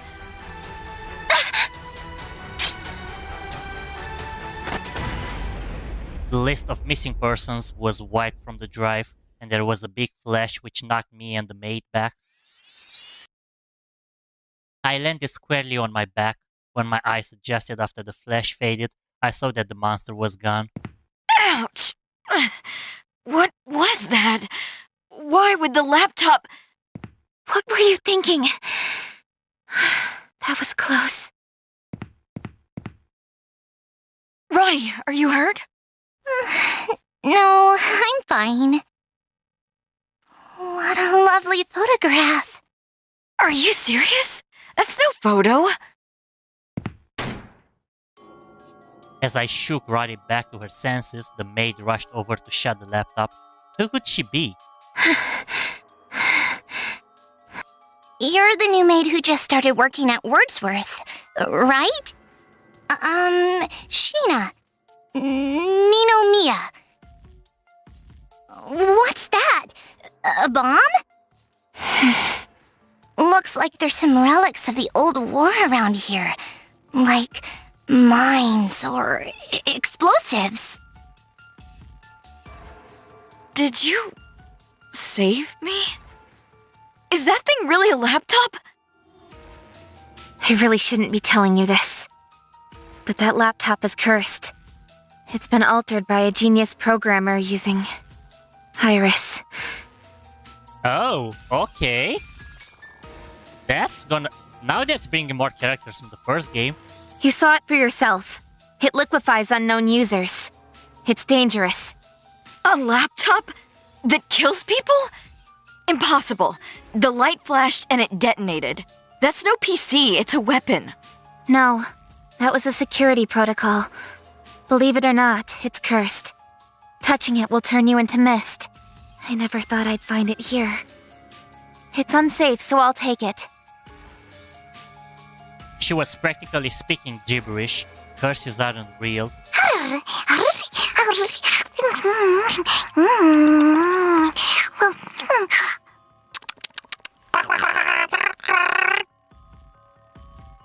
That can't be. Oh, Bucky. You guys have one too? So you can see it? The monster thingies? Yep. Look. The maid grinned, and from her hips emerged a spider-like creature attached to her leg. What is that? Is it alive? Yes. We call those who can see these monsters adepts. People who awaken as adepts are able to create a guardian spirit to protect them. They assume a form that represents their host's form. A ghost with a will. We call them buggies. Buggies? I don't get it. Kind of like an angel? You catch on quick. Yes, exactly. So why were you looking for that PC? I'm looking for a laptop that contains all of this world's information. But people who open it don't live to see it. Under normal circumstances, I would dismiss her explanation. No PC could contain all of the world's info. But nothing going on here could be classified as normal. PC? Roddy, do you live under a rock? By now, every person on the planet has a PC. Sure, but I've never seen one before. Oh, well, whatever. Hey, do you think it could help me find my little sister? If it works as rumored, then probably. But don't get your hopes up. It's unusable in its current state. In order to lift the curse, we need to insert a memory to act as a key. Or so it says. Got any idea what that could be? Unfortunately not. I tightly gripped the USB stick in my skirt pocket. But Sheena shot me a piercing glance. It was as if she saw right through me. I knew averting my gaze upon would be a telling, so I stared back. I see. You don't know. Let's return home then. Miss, are you hurt? I'm fine, Sheena. Thank you. We left at Sheena's urging, and Roddy took the lead. So you're like me, an outsider. What do you know about this place? I only just arrived, so not much. What I do know is that this place is cursed. It contains monsters and unholy magic. Choara has a reputation for its history with the occult. Many secrets lurk within Wordsworth, too. Be careful. So you picked up on it too?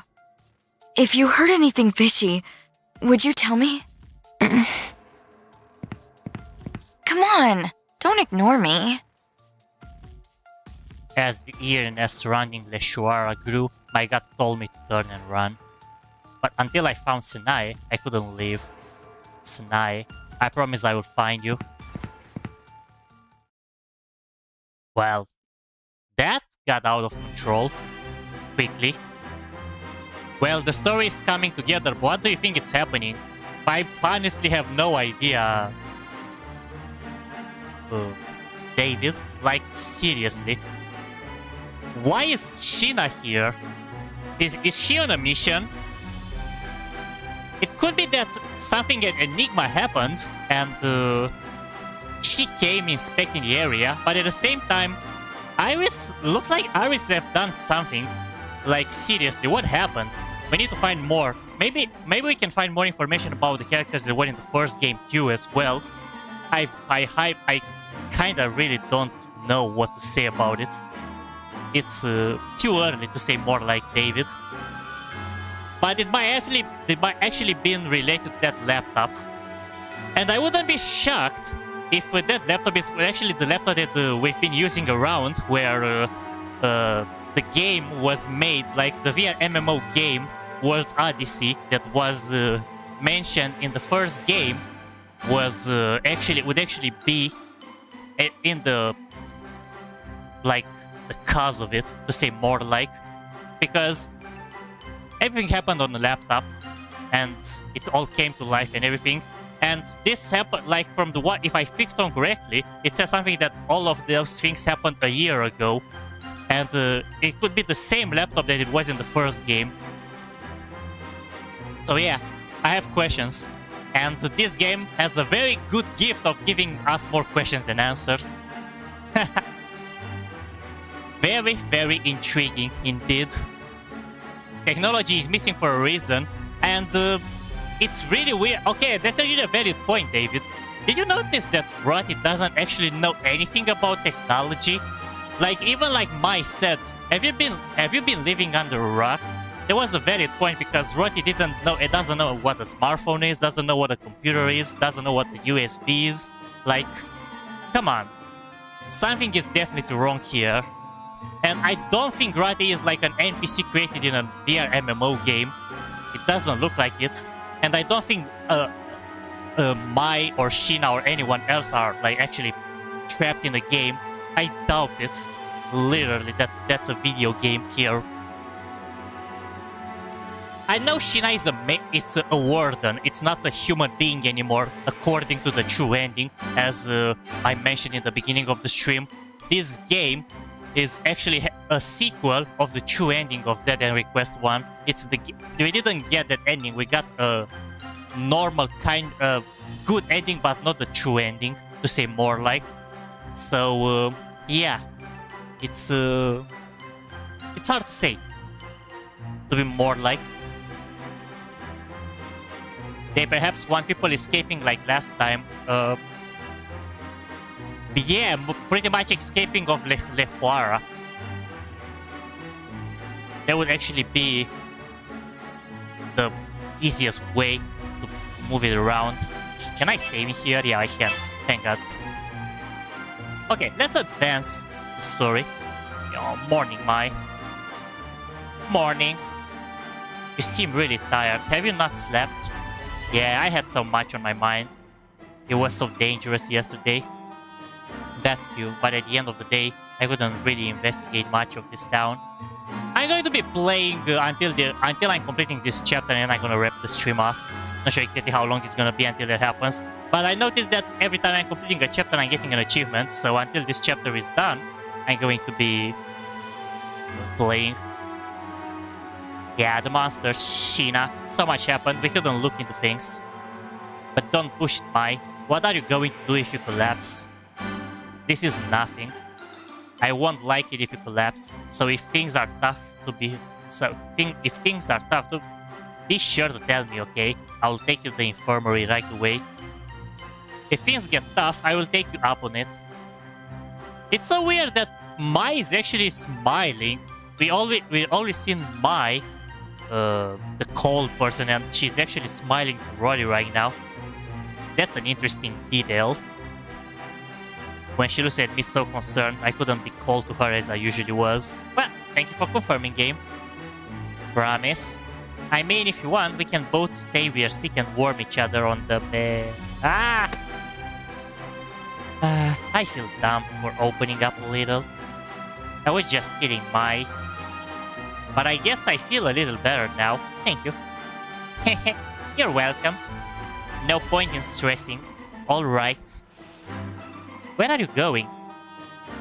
I don't want to just stand around, so I'm going to just look around this area. Got it. And I will go with you.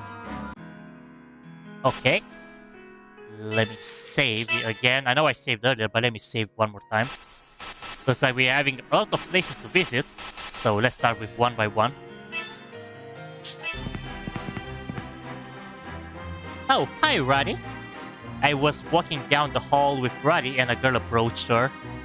The girl very casually pulled her hand on Roddy's shoulders. Then she looked at me, tilting her head. You don't look familiar. Are you a new student? That's right. Her name's Mai. Roddy waved at me to continue. Mai Toyama. I'm Roddy's roommate. I'm Charlie Parfait. It's a pleasure. Sure. We finished our bare-bones introduction, and Charlie stared at me. What is it, Charlie? Okay, I'm just going to tell you right off the bat. Mai's mine. That's not why I was staring. I felt like she's carrying some kind of darkness inside of her. Oh, so she can actually see that. Her direct, nonchalant opinion rubbed me the wrong way. That's one way to make an impression. Yeah, how dare you say that to my Mai? I apologize. I didn't really mean anything by that. Honest. I was just considering that you have such a peaceful beauty about you, but your inner darkness casts a shadow on it. What a waste. Charlie laughed through her apology, and I didn't appreciate her being so rude in her forwardness. Your apology isn't helping. Is that so? But hey, I feel like that side of you is part of your charm. I know, right? You have such a good eye, Charlie. Although, I don't know how I feel knowing that other people know what makes Mai so attractive. What are you even talking about, Roddy? I rolled my eyes at Roddy pouting. I don't know what about it. I don't know what about it was entertaining, but Charlie laughed. I feel like we can be good friends, Mai. Let's be friends. I thought about it. She extended her hand to me, and I took it. Maybe, if I feel like it. Okay. She shook my hand eagerly. Her eyes seemed very sincere and practically smiled. She's got a big mouth, but I don't think she's a bad girl. Well, doesn't look like it. For now. Haven't you seen Victory? Chitsuba asked me this as I was walking down the hall. She seemed to be asking everyone she walked past. I haven't seen her today. You're looking for Victory again? Must be hard for you, Chitsuba. Yeah, she promised me she would hang out today, but she always walks off. Come to think of it, I feel like I've never seen Chitsuba happy when it comes to Victory. I've only seen her running around making sure no one's taking Victory from her. She's always looking for her. Why do you like Victory so much? She's my sunshine. I asked because I began to feel sorry for her, but Chitsuba answered in a surprisingly loud voice. Sunshine? Come to think of it, I never asked how you two got to know each other. Roddy seemed super interested, and Chitsuba slowly opened up.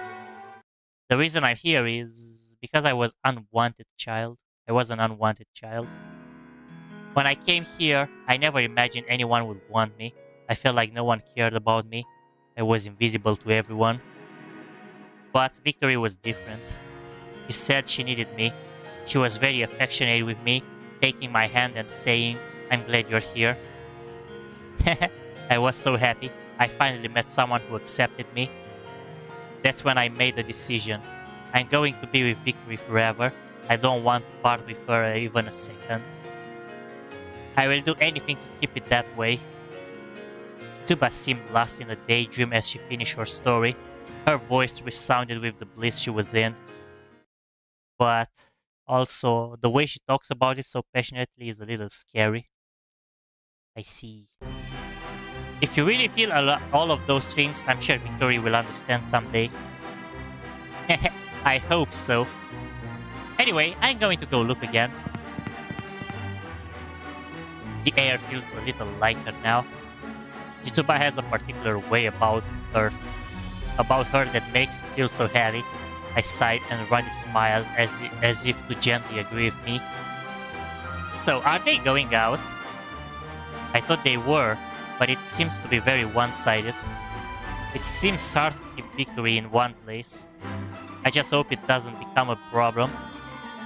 I don't know why, but I kept getting a bad feeling about it.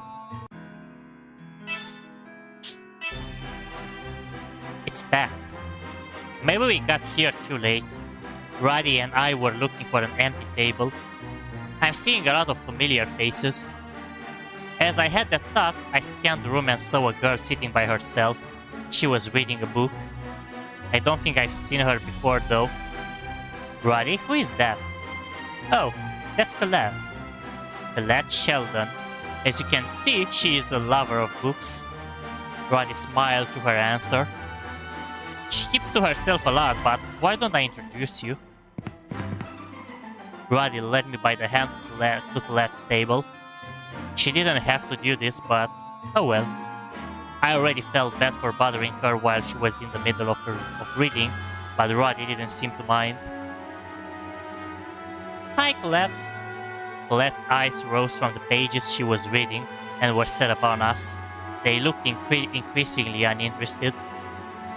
Roddy, what do you want? I just wanted to take a second to introduce you to our new dorm mate. Say hello, Mai. Roddy pushed me forward, forcing me to stand right in front of Colette. Hi, I'm Mai Toyama. It's nice to meet you. Colette Sheldon, pleasure. After our quick introduction, Colette went right back to her book. We had nothing else to talk about. We'll be on our way now. Roddy noted that she couldn't handle the awkward silence. Before we left back to our table, I noticed the cover of the book that Colette was reading. Pascal? She's studying programming? But that's a pretty niche book for you to read here. What? Colette looked up right away. Her eyes seemed to change color, unlike before. You know programming? Yeah, of course. I guess she's never met anyone here who knew about programming. Her face lit up. Really? That's so exciting. It's Mai, right? You have time? I want to talk to you about a few... Colette stopped short. Her eyes jumped to the entrance. The head maid was calling for her. Oh, do you have to meet with Shizu? I totally forgot. Let's talk sometime soon. Later. Okay, so Mai actually knows programming. That's actually a good thing. Let's go, Brother Darkness. Welcome back. Colette picked up her book and ran right towards the entrance. I thought she would be a quiet one. I guess I was mistaken. What? It's so bizarre. I've never seen Colette look so excited. Really? I could care less. She must have really liked you. Oh, and that programming stuff? Looks like you have some common ground. But what if you start spending more time with her? What are you mumbling about? I'm going to leave you here. Wait for me, Mai. Don't leave me. If only Roddy could be as collected as Colette.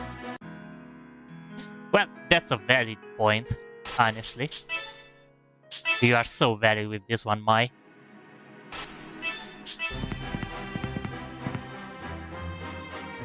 Mai, watch out! Huh? Whoa, I'm so sorry. Are you okay? My mind was elsewhere as I walked, and I bumped into a girl. Yeah, I'm fine. I'm so sorry. I wasn't paying attention to where I was going. Are you hurt at all? I'm so sorry. I'm so sorry. I felt like it was my fault. This girl cut me off before I could apologize and instead began to apologize to me profusely. You don't have to apologize that much. I wasn't paying attention either. It's alright, Mercy. Mai wasn't paying attention. Besides, don't be afraid to stick up for yourself. Vina isn't here anymore. You're safe to do that now. Well, The girl laughed it off. Roddy gave her a concerned look as she avoided eye contact. She feigned a smile, running away moments later. Who was that girl? She's so creepy. She's Mercy Louise. She wasn't always like that. Roddy sighed. What do you mean? What happened to her? She just changed after being bullied by... Bulled? Maybe it meant to say bullied. She doesn't really show her emotions anymore. The most you'll get is the occasional fake smile. I'm sure she figures if she just stays out of the way of people, she won't be a victim anymore. I see. People really change after being the focus of a bully's attention for a time. I don't know if I understand completely, but it's a pity nevertheless. Has holding her feelings on the inside been the only way she was able to get by? Will she live her life according to others? I feel like that's wrong, but I also understand not everyone is strong enough to stand up to bullies. Mercy, huh? I wonder what she's really like on the inside. Okay, looks like we are moving outside now to the residential area, downtown and Main Street. Let's go. Where am I? Roddy isn't here. I walked aimlessly. As I was looking for Roddy, I realized I didn't even know where the dormitory was from here. I shouldn't have wandered around so much. That's... Oh, I'm glad. I think it's a student. I should be able to make it back now. Hey, can you tell me how I can get back to the dorms? Of course. You got lost, huh? Yeah, I lost sight of my friend and... Well, here I am. Oh, I see. I know I'm not used to being here yet, but I couldn't help but feel embarrassed about this and just covered it up. After she thought about it, the girl smiled. I'm just about done with my errands anyway. We can head back together. That would be nice, thank you. I'm Mary. You are? Mary introduced herself as we began walking together. Mai Toyama, I just moved here. I see. It's nice to meet you, Mai. If you're new around here, I'm sure your friend must be a little worried. We can take a shortcut. I'm sure your friend made it back already. What's the matter? You just seem like a really nice person. A lot of people in the dorms seem to have a twisted personality, so meeting a normal student feels a little disoriented. You really helped me out here. Thank you. I wasn't doing it for you. I mean, if you got lost out there, you'd be a lot of trouble to the townsmen. Don't take it the wrong way, okay? Ah, I see. She's a typical tsundere. It's impressive how much she embodies those traits. I just wanted to understand. Okay, come on, let's hurry. Alright. I wanted to laugh, but I saw that Mary was blushing, so I refrained.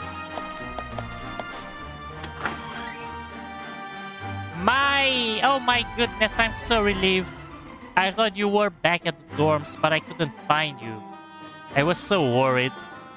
As we arrived back at the dorms, it seemed that Roddy had been waiting at the entrance for a little while. I'm sorry to worry you, I'm just glad I ran into Mary. Everything's okay. I explained how I ran into her, and we became friends. She sighed with relief. I see. I'm glad you could be there for her, Mary. It's not a big deal. I was on my way home. Oh, really? Why didn't you say that you were going to going shopping today? Going to go shopping today? You didn't buy anything? Mary blushed at Roddy's question. I thought you said you were done with your errands. I couldn't just leave you alone if you were that far from the dorms and lost. It wouldn't have been right.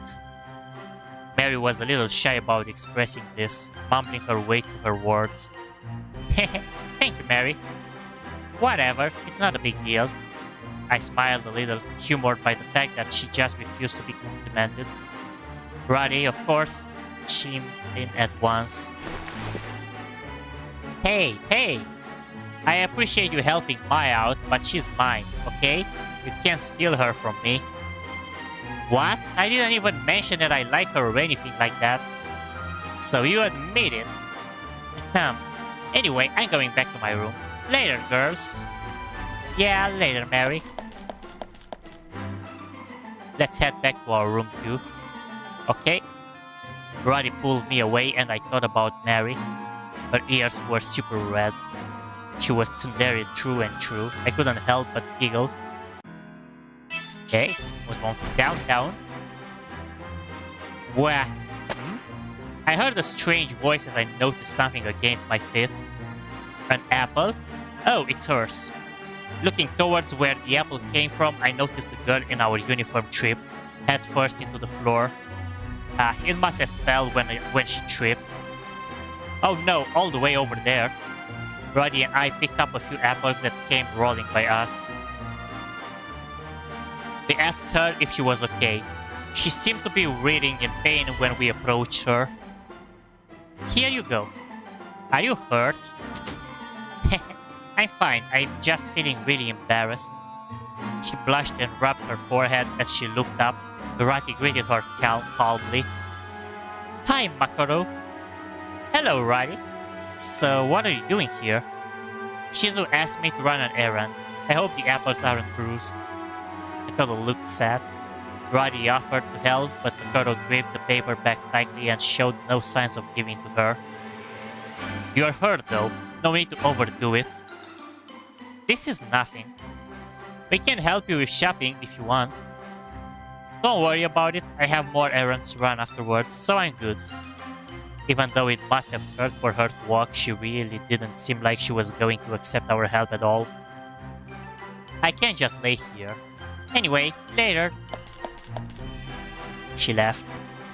She's running with her hurt leg.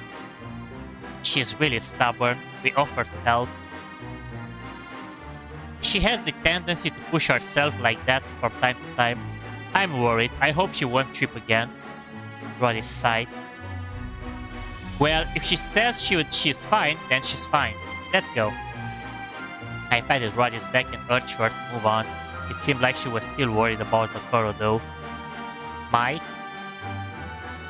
If you ever see her, take care of her, okay? Okay, when I see her. Judging from how she was just now, I'm sure she wouldn't take it though. Even though she was being treated like an errand girl, her sense of duty was impressive. Still, I let out a sigh. Okay, and let's move on to the main street queue. Oh, it's you. I was walking in town with Roddy when a girl got in our way. Oh? This girl stood in front of us as if she owned the place. She was glaring at me as she began to try and size me up. What do you want? So you are the new... Oh, sorry. So you are the new kid who stood up to Vina? Yeah, word of it. I was immediately annoyed at the sound of Vina's name, so I responded coldly. She seemed unfazed by my response. I'm Elizabeth Paris. You and I are after the same thing. I'm officially granting you a special invitation to join the Elizabeth's clique. That's so? I'll have to decline. What the... She was very surprised. I don't think she anticipated me rejecting her. This is our first time meeting. It boggles my mind that she would have so much confidence to me ask me something like that. Elizabeth, what's gotten into you? I've never heard of this group of yours. Well, I've been playing it for a while. I was just waiting for the perfect time to organize. Now that Vina's gone, it's my time to shine. It's time I finally bring honor to the Paris family name once again. Again? Do you come from some lineage of fallen aristocrats or something? Sorry, but I'm really not interested at all. That's not true. We are not fallen. Just temporarily split up due to some financial difficulties. Sounds the same to me. Silence, you commoner. Anyway, I really would like to get out of this dull, unrefined town already. To do so, I need as many merits as possible for when I return to the Paris family. You sure are passionate. So annoying. Elizabeth didn't notice how annoyed we were becoming and continued her speech. Listen to me. You will not regret helping me. When we revive my family name, we will be with the recipient of many rewards. I already said I'm not interested. Elizabeth, being persistent with someone you've only just met will not cause them to act in your favor. You two don't get it. Fine, I will end this with just my introduction today, but I haven't given up on you, Mai. So that's the daughter of a noble. Although her demeanor is noble, she seemed like an average student in the way she stormed off. She said she wanted to leave this unrefined town, but it seemed like she fits right in. Now, she's still young. She's just homesick. Roddy said this while an upset Elizabeth was still in view. Even still, it's impossible for her to bring honor back to her family while she's here. Wouldn't you agree, Roddy? Sort of. It's also just that she doesn't seem to be someone who would give up concerning something like that. She's homesick, huh? I can empathize with where she's coming from, but I have no intention of helping her out with her reckless plan. I hope you got that you are not interested. Same, I have more important things to take care of anyway. Alright. Perfect. And looks like we have completed the chapter as well. So, as I mentioned, I'm going to be just saving the game, and I'm going to be wrapping it up so I can actually keep entire chapters into streams, either if it's one or if it's two or if it's more. So without any further ado, I'm going to be wrapping the stream here. So I hope you guys enjoyed this. It was only just the introduction, and we are going to be continuing playing this game. So thank you again so much for watching, David, Darkness, and everybody that joined today. Thank you again, Amy, thank you, Vicious, and thank you all of you amazing legends that joined today. Even if you're only just watching and enjoying the stream, and if you be also chatting as well, you're all welcome to it as long as you're having fun, because we are not here just to stream. just to make an amazing community and wonderful shows together. And the word fun and enjoyments are actually the most important things here on my channel. So thank you again so much for all the love and the support as usual. And I will see you all in just 2 days from now on Thursday, starting at the same time as I started today at 7 p.m. in East European Summer Time, which is in GMT +3. So see you all there, guys. Have a great rest of the day and stay awesome as always. Cheers. Bye-bye.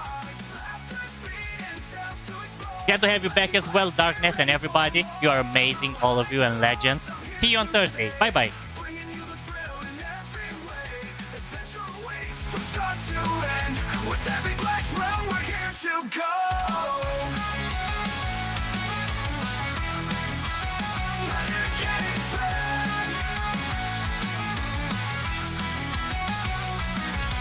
Face the night in 5 nights fear, where shadows move and danger is near. We're deep in the battles, into the breach. Every move, every choice keeps victory in reach. Exploring new worlds like in Netflix lands, or facing the unknown with fate in our hands. Strategy, suspense, and move so tight in every new game.